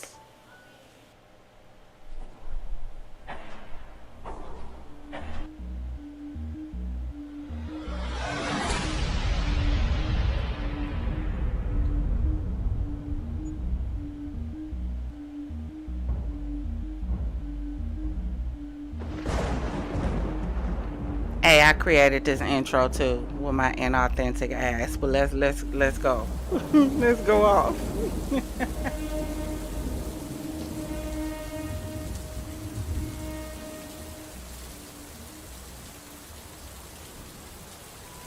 Hello, Shadow Hunters, architects of intrigue, and guardians of mystery. Welcome to the Noir Syndicate, where we will delve deep into the shadows of the past to uncover secrets long buried. Join us now as we journey through the twists and turns of the enigmatic tales surrounding Rebecca Zahau, Max Shacknai, and Jonah Shacknai. Rebecca Zahau, born on March 15, 1979, hailed from Burmese immigrant roots, originating from Phalom, Chin State, a town nestled in the Chin Hills of northwestern Burma. Her parents were Kwa Hni Thong and Zong Tin Par. Zahao's journey led her through Nepal and Germany before settling in the United States approximately a decade prior to her passing. In 2008, Zahao entered a relationship with Jonah Sheknai, the CEO of Medicis Pharmaceutical, despite being married to Nalipa. Sheknai's prominence in the Medicis earned him the distinction of the 9th highest paid CEO in Arizona, with a hefty $6.4 million income in 2010. His personal life was marked by 2 prior marriages, the first to Kimberly James, which ended in divorce, followed by a contentious 3-year custody battle over their 2 children. His second marriage to Dina Romano resulted in a son, Maxfield Aaron, Max for short, Sheknai, born June 7, 2005. So what exactly kicked off the series of tragic events that ended with 32-year-old Zahao's controversial death? The sequence of events commenced with an episode involving 6-year-old Maxfield Sheknai, affectionately known as Max, the son of Zahao's affluent partner, Jonah Sheknai, the visionary behind Medicis Pharmaceutical Cork. Zahao and Jonah had been in a relationship. So pause. We have Zahao, who's the young lady to the right in the top pictures. Y'all see the Noir Syndicate back there? Hey, for the moment, because we're in inky Noir land, right now y'all are the Shadow Hunters. So please put in the chat, hashtag Shadow Hunters. Y'all are not the Champagne Gang right now. You're not the Fizz Fam. We have journeyed to the Noir Syndicate. We are in. Y'all see our syndicate? It's old school and it's black and white. Y'all see it? So y'all got to think in black and white. You got to think old Dick Tracy. You got to think old Poirot, old Sherlock Holmes, old Perry Mason. You got to go black and white. This is our murder mystery era, like old murder mystery dinner theater. That's where we are. So you are the Shadow Hunters right now. So we have Rebecca, her husband, her beau, fiance, rich, money, pharmaceuticals, all of that. That's him to the left. In this story, now in the middle, that's the baby. That's their child. No. That's his child with his first wife. Had to correct it. Had to remember the story. The reason they're blacked out is because these two are no longer here. He's still in color because he survived. Alright? I wanted to lay out the picture in case you've never heard of this story. But I promise you, once you do, oh baby, you're going to want to go look at it. Because what? Let's go. Relationship for 2 years, cohabitating in a sprawling beachfront estate nestled in Coronado, a picturesque resort city perched on San Diego Bay in California. On July 11th, Zahao found herself caring for Max, while her 13-year-old sister Zena was also present in the expansive 27-room residence.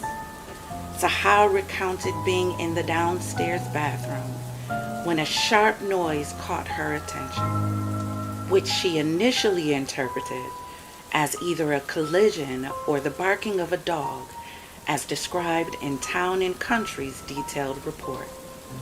Upon investigating, Zahao discovered Max lying injured near the staircase landing, with scattered soccer balls and a scooter nearby, seemingly indicating a fall from the mansion's second-floor railing. Notably, a chandelier lay on the ground beside him, as detailed in the police records. In a curious twist, Max's biological mother, Dina Sheknai, confided in journalist Sean Elder, who penned the Town and Country piece, revealing her deliberate choice to relocate to Coronado due to its reputation for safety, as recounted to the producers of the Oxygen Network's Death at the Mansion, Rebecca Zahau. Indeed, Elder characterized Coronado Island as a tranquil little island paradise. The investigation into Max's tragic demise, handled by the Coronado Police Department, concluded that it was an accident. Commander Mike Lawton of the Coronado Police. Now I need you to understand. Let me see. Can I rewind it? Because I want you to see this room. Now, we're talking about the little fella in the middle that I showed you, right? So this is the stair landing. This is the chandelier that you see in the middle that they said they found on the ground, right? Y'all getting a 2-for-1 story, but I need y'all to pay attention because I want y'all to see how easily, when everybody is screaming, but you see he did it, you know he did it. It's not what you know. It's what you can prove in court. And I'm finna show you clearly with a case that is already passed. And as you see, Spencer said in the story, this case is weird. When I tell y'all, this is the most diabolical, deranged, weird, twisted I've seen in a... This is weird all the way around. This is the staircase. Beautiful. Right? Now let me go. Let me see. Can I rewind a little bit? Let me play it from here. Zahau discovered Max lying injured near the staircase landing, with scattered soccer balls and a scooter nearby. Now this is the top of the banister. This is the bottom. So according to the story, the way little Max, baby Max, unalived, is he was rolling down the hallway on the scooter. We're going to see the hallway in a second. Somehow he tripped over one of the balls. Do you see the railing? He went over the railing. As he's going over the... Seemingly. As he's going over the railing, he catches the chandelier, right? Pulling it down and hitting the ground. The chandelier, the scooter, the balls, it all lands on top of him. The chandelier on the ground. Her story is she was in the bathroom. She heard a loud crash. She sees him on the ground. It is marked an accident. Please explain to me how a child... I need y'all to see it. Listen, if you're going to come to the Champagne City, please be prepared to use your imagination. You're going to have to visualize in the city. I need you to imagine a child, your child, right? Walking down this hallway. Now, hold on. Let me see. Indicating a fall from the... This the hallway, right? Walking down this hallway on the scooter. Trip. Explain to me how a child that small trips over this banister and trips to the point where they grab that chandelier and pull it down. And the scooter flips over them. I'm just trying to understand in what diagram of this reenactment can that happen from that child with no assistance. So now we have the first part of this story. Because there's two people blacked out on that picture, right? Now you understand how the story began. We have this love story. Rebecca with Max. He got money. She living in the house. His kids is there. She in the bathroom. She hears a loud kaboom. Baby go down. Baby doesn't make it through the situation. Chandeliers on the ground. Now everybody has questions on how did baby get over that banister? To the chandelier, to the ground. Y'all got it? That's problem number one. Let's go to problem number two. Mansion's second floor railing. Notably, a chandelier lay on the ground beside him, as detailed in the police records. In a curious twist, Max's biological mother, Dina. This what I want to know, Spencer. This is what I want to know. Was the kid, see, I didn't want to say it.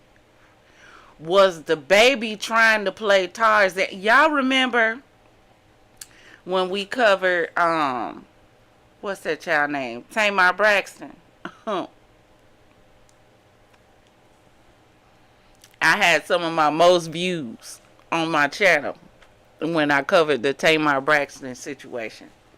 And her mystical missing teeth, bloody mouth, trip, fell, don't know what happened, how she woke up, ended up bruised up, twisted up, flipped up, scrambled up, fried up, and then tried to come and tell us that she fell and just woke up in a pile of blood. And I got on here to y'all and I told y'all to explain to me how a person goes from standing on 2 feet to laying on the ground. And she ain't that tall. She ain't that tall. So it wasn't like she was like 7.2 feet and she fell from, that high and hit the ground. But she, she ain't that tall. So she just gonna fall, but hit with so much impact that you lose all your frontals. Half of your gums is ripped out, your nose is broken, your jaw is displaced, disfigured. You need a whole new mouth restructured, put back in, glued together so you can 2 days later be doing a promo. But let's get back to the story. And I told y'all that there's absolutely no way in hell, unless y'all are gonna tell me that she might have been on the banister at the top of the stairs and she was so drunk or inebriated and she was in some stilettos and maybe she slipped off the banister and hit the ground and lost her teeth and was in a pile of blood because she got knocked out. Like, I could see that. Or maybe she was on the island with the heels on, still trying to do the, the Nicki Minaj challenge, and slipped and hit her mouth. But you're not going to convince me, Tamar or nobody else, that she was sleepwalking and just went from standing to everybody go night-night and just lost teeth and in a pile of blood. 2 + 2 in the stories have to equal 4. So explain to me how this baby ended up on the ground having pulled down a chandelier when you can see the distance between the chandelier and that banister. There's no way a child tripping is going to fly over the banister unless they have assistance. But, like with our police today, it was marked an accident. But again, remember, he had money. So what do y'all think happened in this story? But let's continue because it's not over. Shaknai confided in journalist Sean Elder, who penned the Town and Country piece, revealing her deliberate choice to relocate to Coronado due to its reputation for safety, as recounted to the producers of the Oxygen Network's Death at the Mansion, Rebecca Zahau. Indeed, Elder characterized Coronado Island as a tranquil little island paradise. The investigation into Max's tragic demise, handled by the Coronado Police Department, concluded that it was an accident. Commander Mike Lawton of the Coronado Police detailed that Max seemed to have lost his balance while running down a hallway near the top of the stairs on July 11th. In a vivid presentation outlining the fall's trajectory, Lawton indicated that Max may have collided with or attempted to grab a chandelier before striking. Now I need this y'all, this is the reenactment. This is the reenactment. Explain to me how the baby was able to trip. Now you can even see from the reenactment, right, that when the body, now I need you to pay attention, if you're falling over a chandelier, over a banister, your body is going to go downward first, not out. If you're going out, you're being tossed out. If you're tripping, you're going down, not out, because you're tripping. So how can you trip and go out and then down? I done told y'all, welcome to the Champagne City. I low-key think that, like, I be thinking of Dexter like my best friend. I do this for real. I pay attention to this stuff. How? But it was marked an accident. Let's continue. Spencer said, Father Locke said, I'm scared. What is this horror? Foolishness. Let's continue. This is a true story. I wish it was a horror story. It's probably going to become one. Striking a banister on a landing, ultimately crashing to the floor below. Although the exact cause of Max's fall remained unknown, Lawton mentioned the discovery of a soccer ball and the family dog near the stairs. Cause this inky, Father Locke. This is inky. This not Empress. This inky noir. He's the shadow hunters over here. That's why, shh, don't tell nobody but God.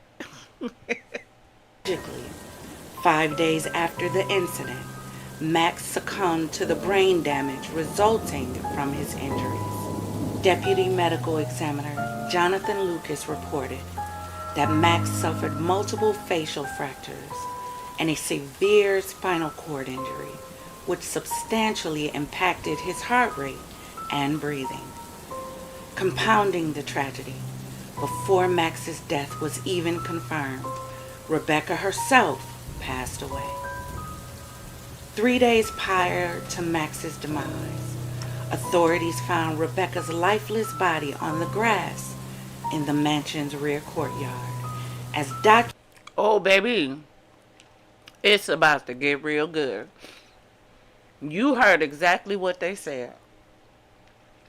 Before the baby was pronounced deceased, her body was found on the courtyard of the house. Now, hold on.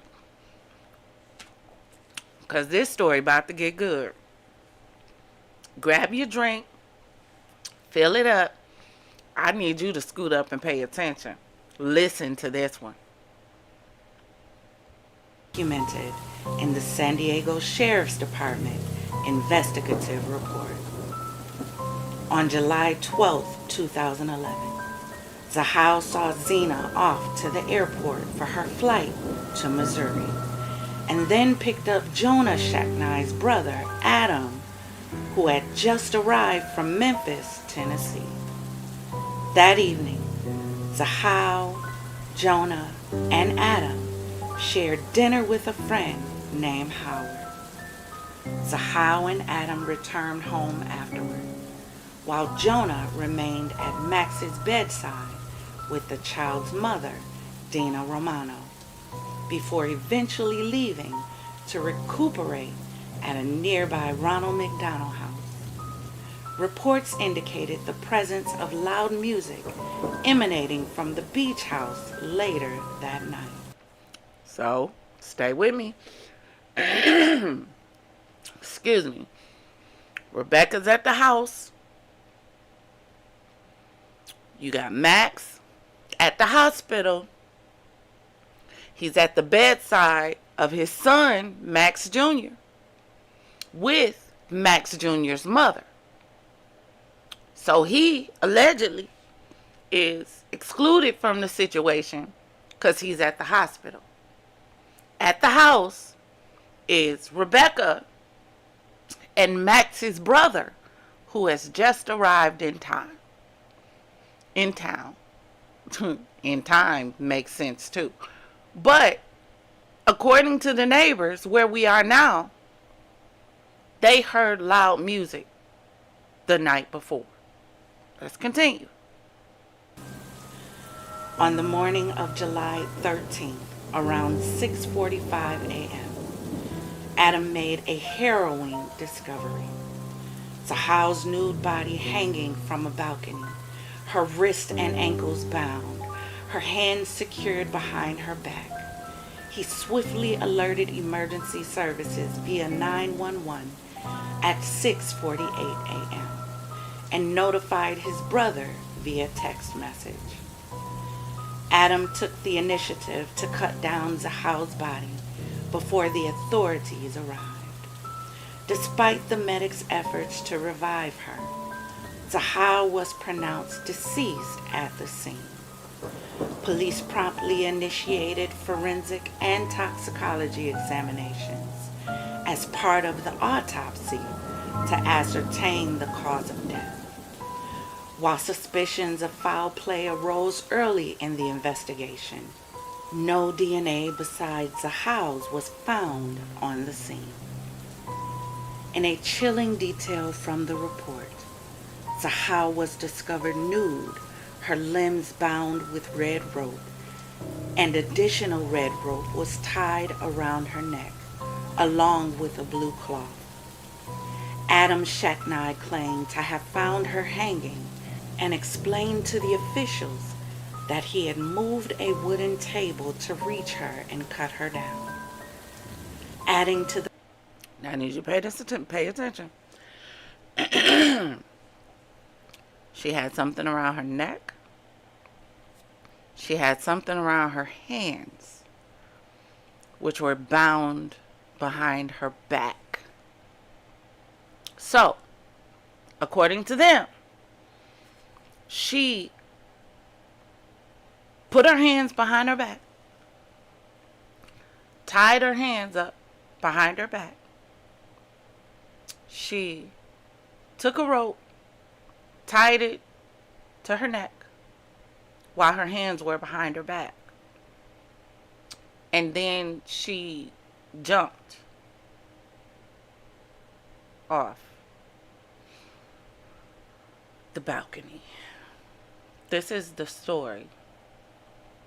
And they labeled it a suicide. But let's continue. The perplexity of the situation. A cryptic message in black paint was found on one of the mansion's interior doors. It read, "She saved him. Can he save her?" as documented in a San Diego Sheriff's Department report. Don't that sound like real Criminal Minds right there? She saved him. Can he save her? That makes me think of that one episode that was like 2 different episodes with the guy who, oh my God, what was the name of it? I got a whole thing I got to do with y'all on it too. I've created the slides and everything. But he was trying to create the princess and the girl was like tied up in the basement. It was real crazy. This is real like Criminal Minds-ish. Like this can't be real, but it is because we saw it. But is it really real? Or are they playing with us because we stuck in some kind of simulation? Like, that's what I'm starting to feel with these stories. Because who makes this stuff up? Who wakes up and decides, yep, this what I'm going to do today? In a video presentation, investigators demonstrated how Zahal could have tied her hands behind her back using the same binding material found at the scene. The technique allowed her to slip one hand in and out of the ligature while keeping the other secured. When ready, she could place both hands behind her back and into the binding. Reports suggested that just before 11 a.m. on July 13th, Zahau, alone in the residence, began to execute her plan. The exact sequence of events remains elusive, but at some point, she disrobed and tied one end of the rope to the bed's footboard, fashioning a noose at the other end, which she placed around her neck after cinching it. She then secured her ankles together. Moving onto the small balcony, she positioned her hands behind her back, creating the binding, and leaned over the railing. The fall measured 9 feet. Failing to break her neck, she lost consciousness within 15 seconds and succumbed about 20 minutes later. Dr. Jonathan Lucas from the medical examiner's office, who conducted Zahau's autopsy, noted a significant detail. Her hand still clutched the end of the rope used to bind her wrist tightly. Zahau's DNA was discovered on the knots of the ropes and on one of the knives utilized to cut it. Black paint residue was found on both of her hands and the rope. Additionally, her fingerprints were identified on the paint tube and the second knife. Traces of her foot and heel prints were discerned in the dust of the balcony. Zahau left enigmatic parting words on the bedroom door of the Coronado mansion. She saved him. Can he save her? The autopsy results unveiled 4 instances of head trauma, sparking various interpretations from the investigators and outside experts. San Diego medical examiner Jonathan Lucas speculated that the non-vertical position in which Zahau went over the balcony may have caused her head to strike against it during the fall. Forensic expert Werner Spitz suggested. Now help me understand. Generally, if you're throwing yourself off of something, right? You're gonna go over vertically. So are you telling me that she hip and hooray over there? Like, because if she didn't go over vertical, if she went over horizontal, you saying she did it herself. So she just ran and hooray, leap. Like she was running and jumping in a pool. Like, some balls at Chuck E. Cheese. The lake. Off a yacht. How are you saying she exited this balcony? Make it make sense. But again, for those who are just joining, like, what does this have to do with David? Just grab a glass, take a seat, chill out, join in, have some fun. We are comparing how when you hear so many people in the David case saying, well, why isn't this done? And why haven't they arrested him? And da-da-da-da. And why do you think that the prosecution's case is trash when they're putting out da-da-da-da-da-da-da? Because you can have enough information to say that somebody did something, but you have to have enough information to connect them to what you said they did. So I am showing you in this case right here, which I want you to pay attention to, how you can have a case that has so much evidence that points to one person, but not one bit of evidence that connects the individual to the case. Which is why I think the prosecutors are going to have an issue in the David case. But let's continue. A similar possibility, while forensic consultant Dr. Maurice Godwin expressed skepticism regarding the scenario. A second autopsy, conducted by pathologist Dr. Cyril Wecht at the family's behest, raised doubts about the initial findings. Wecht proposed that the fractures in Zahao's throat were indicative of manual strangulation rather than suicidal hanging, leading him to conclude her death was a homicide. The family's attorney highlighted other inaccuracies in the sheriff department's investigation, including evidence suggesting possible sexual assault before Zahao's demise. Family members questioned why Zahao's hands and feet were bound.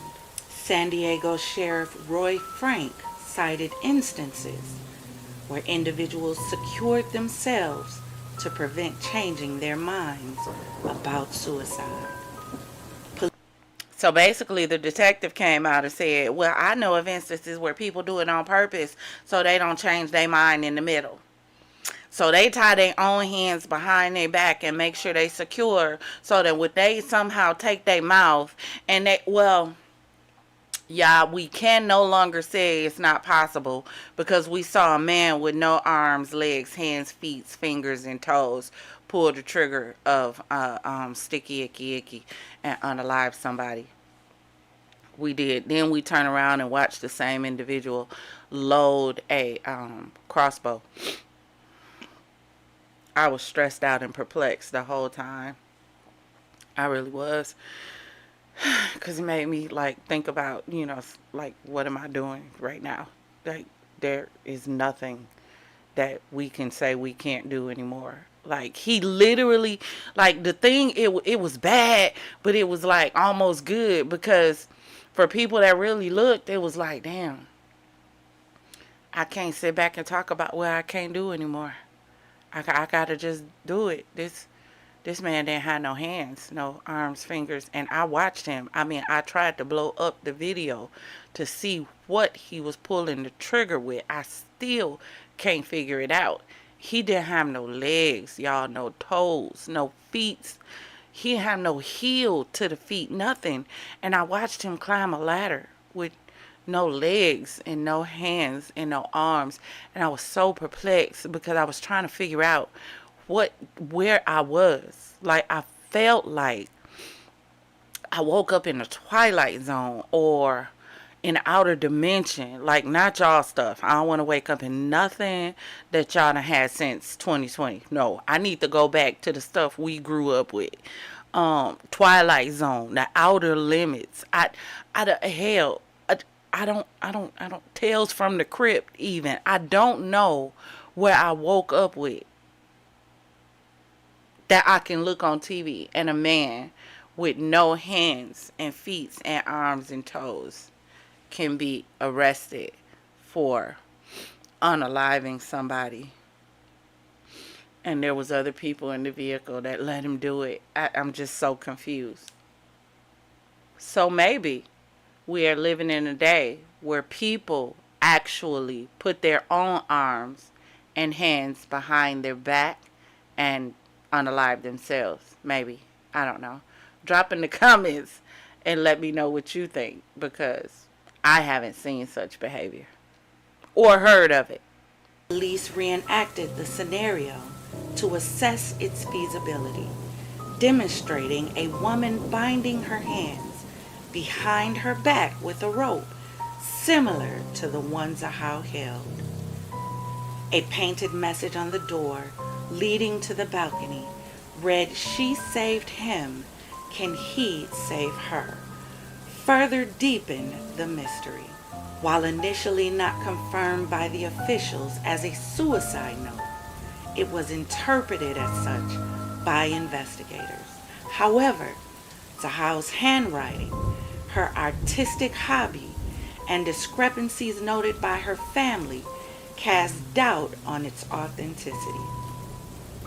In efforts to piece together Zahao's final hours, police obtained cell phone records revealing communications with her sister and a message regarding Max's accident, purportedly from Jonah Shaknai. Yet the contents of the latter message remained unknown, as it was deleted before investigation. Initially, investigators refrained from powering up or operating Zahal's cell phone to avoid potentially erasing evidence stored in its memory. Instead, they sought forensic software tailored to the phone's model. By August 15th, failing to locate such technology, a detective activated the phone manually, discovering the voicemail was not retained. Despite this, they did not pursue AT&T's assistance in retrieving the deleted message from its servers. Subsequently, Why? See, this is that police work we be talking about in these cases where stuff that you know they should have done, all of a sudden they didn't do, and you looking like, yeah, why? You know, like in Nancy Guthrie case with her kids not immediately being the persons of interest. I don't care what y'all say. Argue with your mama. Any other case, had it been you, one of your relatives, or anybody else, y'all would have immediately been the first persons of interest. Y'all would have been in that interrogation room for 182 hours, just about till y'all admitted that y'all were the ones that was guilty, because you were the last ones to see her. So explain to me how in this case, all of a sudden, no, the children are exempt. No, they're excluded. How? She's not here? Nobody gets excluded until she turns up. What do you mean? Here again, we see another case. Different era, different time. Same shoddy police work. Them snotty Scotties that's in police force office. Them toxic Tashas and all of them.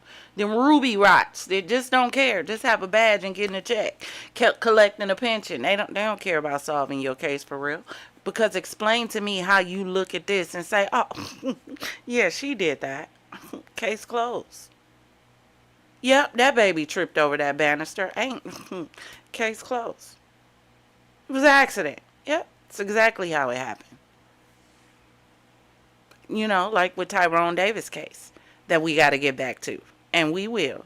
Don't think we've forgotten about T2. We still getting justice for drugs. So we going to get back to it. I'm sure there's a lot has happened since the last time we covered it. On September 21st, an investigator announced plans to utilize new technology to copy the phone's data for further analysis. Following a second examination in October, investigators disclosed no additional findings and prepared to return the phone to Zahal's family. During Max's treatment, police consulted with a clinical social worker, Ray Teetsworth, at Rady Children's Hospital, who remarked on the unusual nature of Max's case due to his cardiac arrest post-fall, as per police reports obtained by Oxygen.com. In 2018, a civil jury held Adam Shacknai legally accountable for Zahal's death, though he was never criminally charged. Throughout the civil trial, arguments presented by Greer alleged that Shacknai assaulted Zahal, strangled her, and staged her hanging to appear as a suicide. Shacknai denied these accusations, with his attorney asserting the absence of evidence supporting his involvement beyond his presence at the property at the time of Zahal's death. Now this is where you run into a problem. This is where you're going to run into an issue with the David case. His attorney, along with him, said, I need you to prove my involvement in this beside me being present at the time of death. You got to prove I was there. You got to prove I had intent to harm her. And you got to prove that I actually acted out that intent with the intention of her no longer being here after the act is done. You got to prove that. It's the same thing in the David case. Okay, you have all of this evidence, factual. You got her body dismembered, factual. You got these puncture wounds, factual, that could possibly cause her to be unalive. Possibly, and I'm saying possibly because the ME didn't say factual. Get it? Now, if the ME had said factual, then I would be saying possibly. That's one of the biggest problems with the case. The ME never said that factually this is how she was unalive, these two wounds. The ME said it may be how. ME also said, I'm saying this is the cause of death because there's an absence of any other cause of death in this situation. So in the absence of me being able to figure out what else could cause her to be unalive, yeah, I'm just going to go ahead and say, if you look at this situation through a telescope, through my lens, and break it down into fractions, divided by 12, multiply it by 8, square it, root it, rub it down, and present it back, then maybe you would see exactly what I see in this situation, and he did it. You doing too much. You didn't take all that. It actually did to prove to you that it's all circumstantial. Because all he had to prove was, I was there, but I didn't do it. His attorney came out and said, not only did he not do it, but he was not the cause of it. So not only did I not unalive her, I ain't have nothing to do with her being unalive. If he brings up reasonable doubt as to the fact of whether or not he was present when she died, he saw it or took part in it, that creates reasonable doubt in the entire case, and it messes up your case. Reasonable doubt is a mother in a murder case. This is why I don't understand why they jumped the gun without sure enough evidence, which I haven't seen yet. I don't know. Maybe they're going to present something else to the preliminary hearing. Because remember, it still has to go there. We ain't in the clear yet. It's got to go to the preliminary hearing. In the preliminary, they're going to present what they have in front of the judge, and then the determination is going to be made. Yep, you got enough. Let's go ahead and do this. People cheering, we ain't made it there yet. Remember, it's not what you know, and it's not what they saying, it's what they can prove. My questions is on the approval part.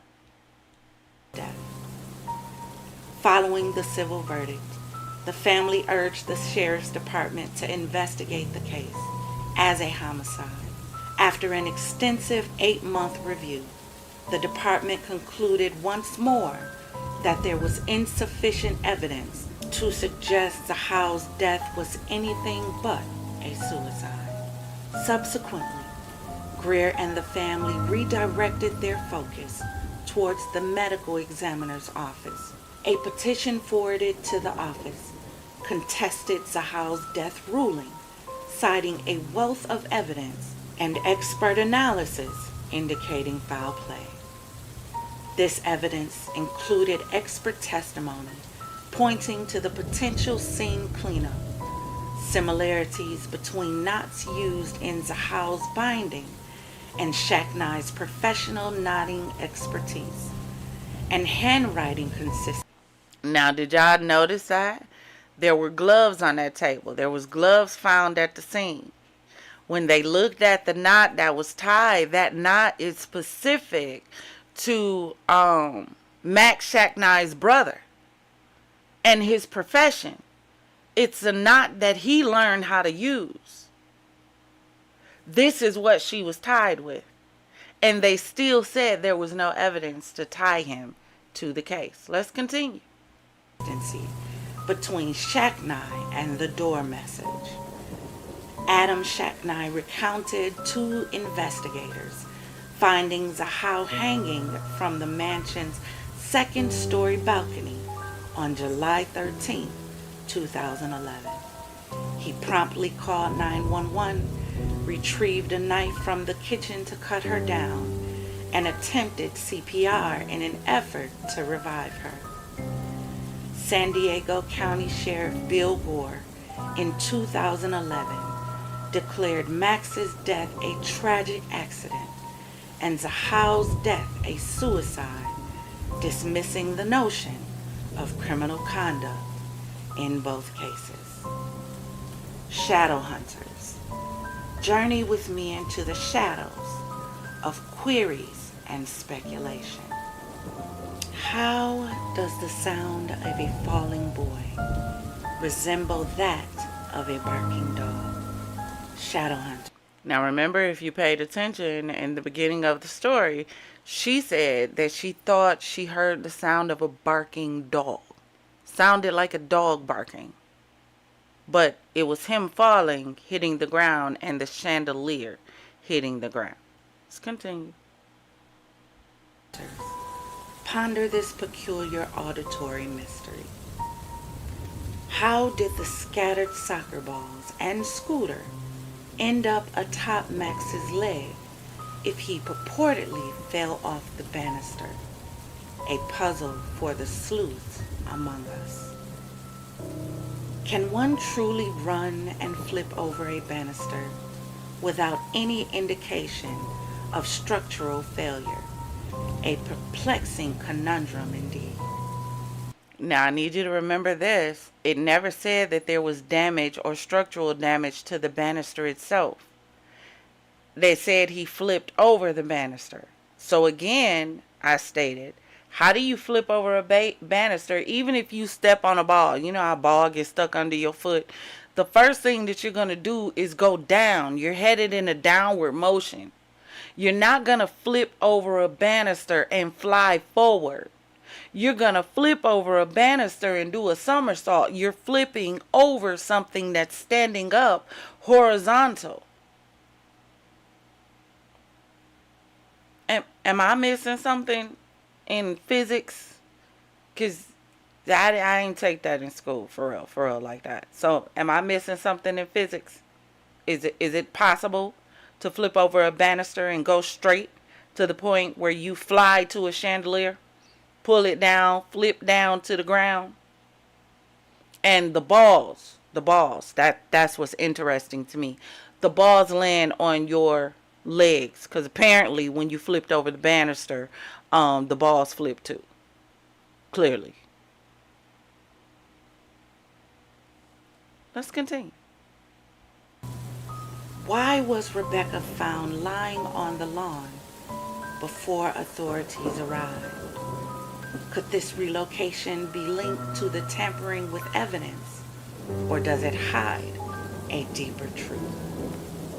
What purpose did the loud music serve on the fateful night? A curious coincidence or a deliberate distraction from impeding events? She saved him. Can he save her? Delve into the enigmatic depths of this cryptic message, Shadow Hunters. Who is the Savior and who the saved? How could Zahal's ankles be tied while she purportedly made her way to the balcony? A tantalizing question for the astute investigator. Remember, because she allegedly had her ankles tied and her hands were tied, and then she had the rope around her neck. She was hanging, so she tied a lot of ropes in order, and remember, it was tied to the bottom of the bed, so she tied a whole lot of ropes in order to make this happen.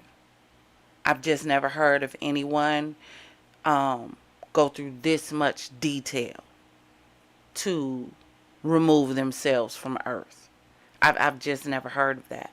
If you have, drop in the comments and let me know. Look, I'll take it back. If you have, I just haven't. In a case laden with DNA evidence, how can one discern truth from manipulation? Shadow hunters, tread carefully through this maze of evidence. The absence of a suicide note and the presence of head trauma raise doubts. Can a death truly be labeled suicide in the face of such contradictions? Did power and privilege play a role in shaping the investigation's outcome? Explore the shadows of influence that loom over this perplexing case. Why was the deleted voicemail message left unexplored? A tantalizing hint lost in the digital ethers awaits discovery by astute investigators.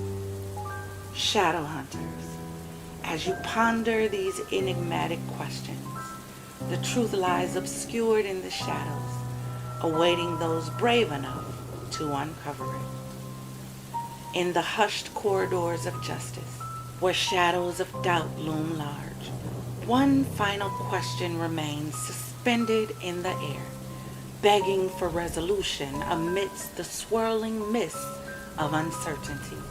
As the curtain falls on this saga of tragedy and intrigue, we are left to wonder, was justice truly served, or did the truth become entangled in a web of power and privilege?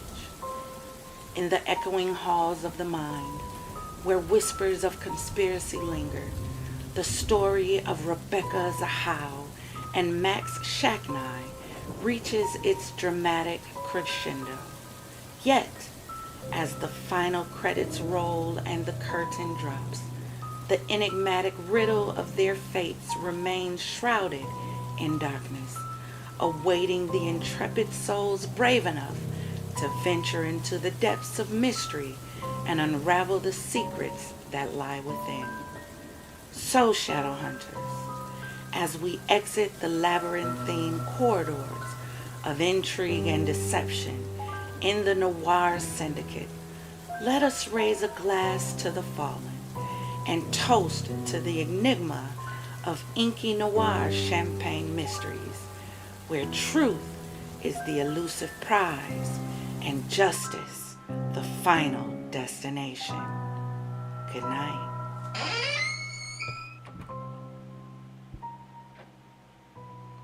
Yeah, so that is Inky Noir.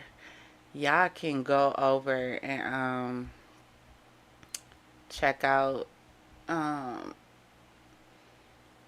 some more stuff over there. I was trying to show y'all some more from the page, but that's over at our page, Inky Noir Champagne Mysteries.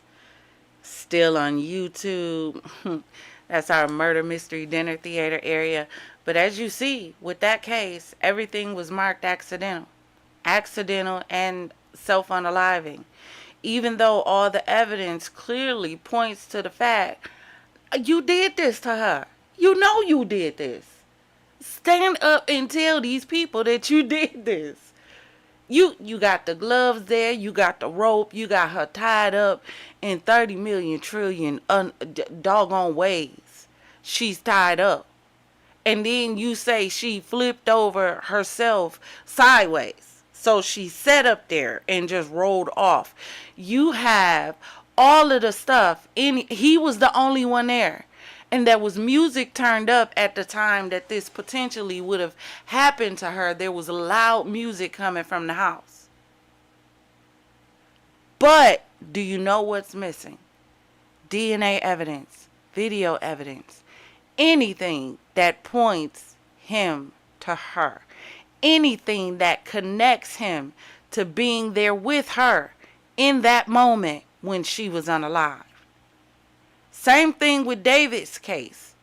The district attorney in this case, the police, they are going to have to prove that he did this.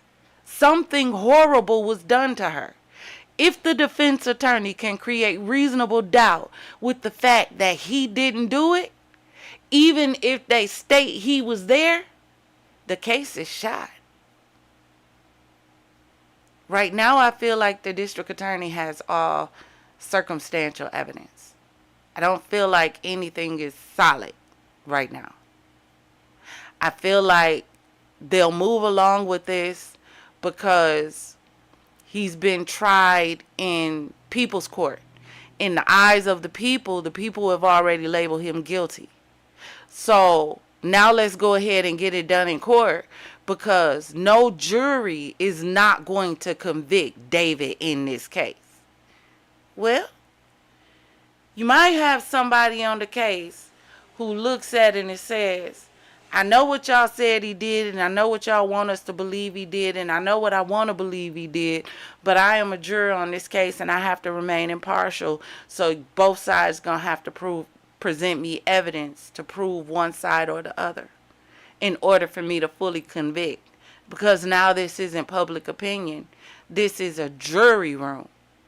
This is a court. This is official. Now we got to do this thing the right way. You get one of them on your jury pool, then what you gonna do? If you don't have all your stuff together, all your ducks in a row. What happens to justice for this baby? Because you went gung-ho, but everything you had was circumstantial. It's not what you know. It's what you can prove in court. Y'all do me a favor. Hit that like and subscribe button for me. Also, hit that notification bell so you'll be notified when we jump into whichever sector we jump into for another show. Please go to the Champaign City, the homepage. There is a section on there called the VIP Lounge where you can see all of the other channels located in the Champaign City. There is Champagne Secrets Reacts, where we do all of our TikTok story times and Champagne shenanigans and Champagne Prank Wars is over there and all kind of stuff, where we do compilation videos. We have Inky Noir that we talked about today. We have Champagne Mystique, if you like everything's mysterious that goes bump in the night. We also have a channel that I'm working on over there called Champagne Central. That is our all AI all the time channel. So I'm working on some series and some stuff over there. Our champagne music is going to be over there as well. I'm going to start just releasing our champagne music, so it's going to be up there. And I feel like I'm missing one. Inky Noir, Champagne Secrets Reacts, Mystique, Champagne Central. Look, if I'm forgetting one, y'all, it's over there. You'll see it when you get there. Also, when you get there, you're going to see our brother's channel, Father Locke's Horror House. Yeah, I got to take my time to pronounce it, otherwise it come out wrong. Please go check out his channel if you like all things horror. He does have a lot of music going on over there now as well. So he has a plethora of things as well.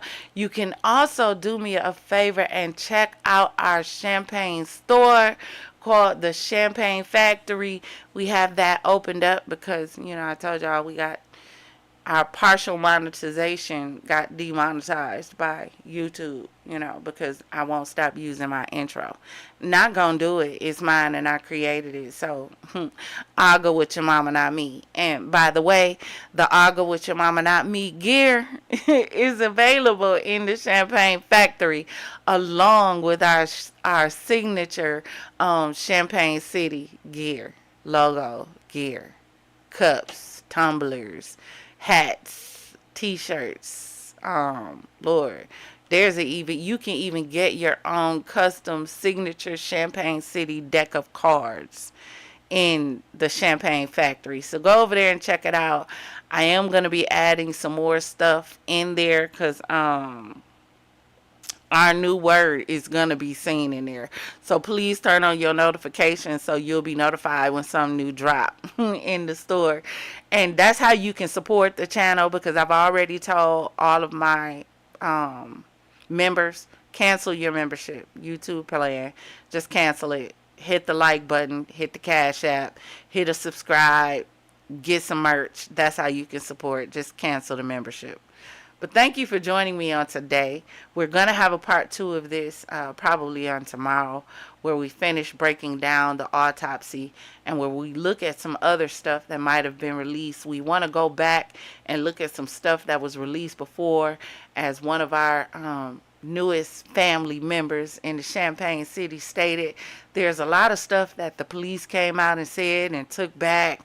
They took back and then re-said and then flipped it and put it back out like they never said it. So we're going to go back and look at a lot of the evidence from when this was originally brought up and see, you know, where we are. Let me know what you think the police have. Do you think this case is as neat as the DA is trying to make it seem, like it's tied with a bow and they're serving it on a silver platter to the district attorney? Or do you think, yeah, no, this ain't it, and I feel like the prosecutors are in trouble? What do y'all think? Thank you for joining me tonight, and until next time, baby, always remember, if it doesn't cause you to elevate, baby, it's causing you to depreciate. Now raise those glasses, clink, and let's drink till we meet again. Ta-ta.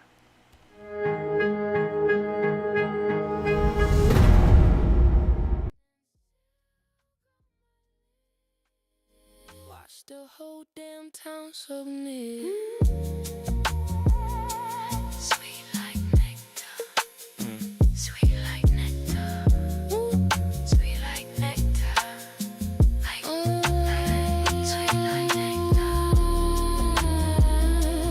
sweet like nectar. Sweet like nectar. Sweet like nectar.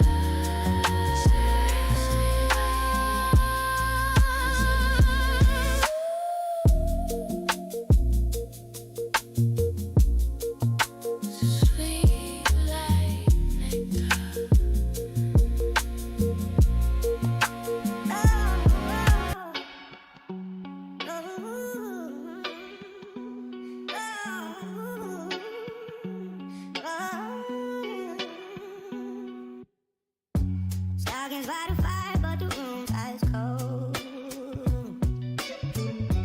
All of us a gift, guess it came pre-sold. On the lips, on the best friend, ribbons came untied. Unwrapped betrayal, under that you tied. Mistletoe hanging, but the vibe ain't sweet. So I'm tangled up where I used to keep my seed. The red I'm seeing ain't from no candy cane. Ain't no ollie, ain't no dolly, just this burning pain. Christmas red, Christmas red is the fire in my head. Yeah, the trust is dead. Tree lights flicker, but my mind's on rewind. Every I love you now feels weaponized. Eggnog spike, but it ain't numb in the sting. Her best friend took my crown, now I'm the fool king. Sleigh bells ringing, but they sound like alarms. Frosty outside, inside it's a storm. No chestnuts roasting, just my patience shot. Love ain't a present, it's a house of cards. The red I'm seeing ain't from no candy cane. Ain't no holly, ain't no jolly, just this burning pain. Christmas red is the fire in my head. Yeah, the trust is dead.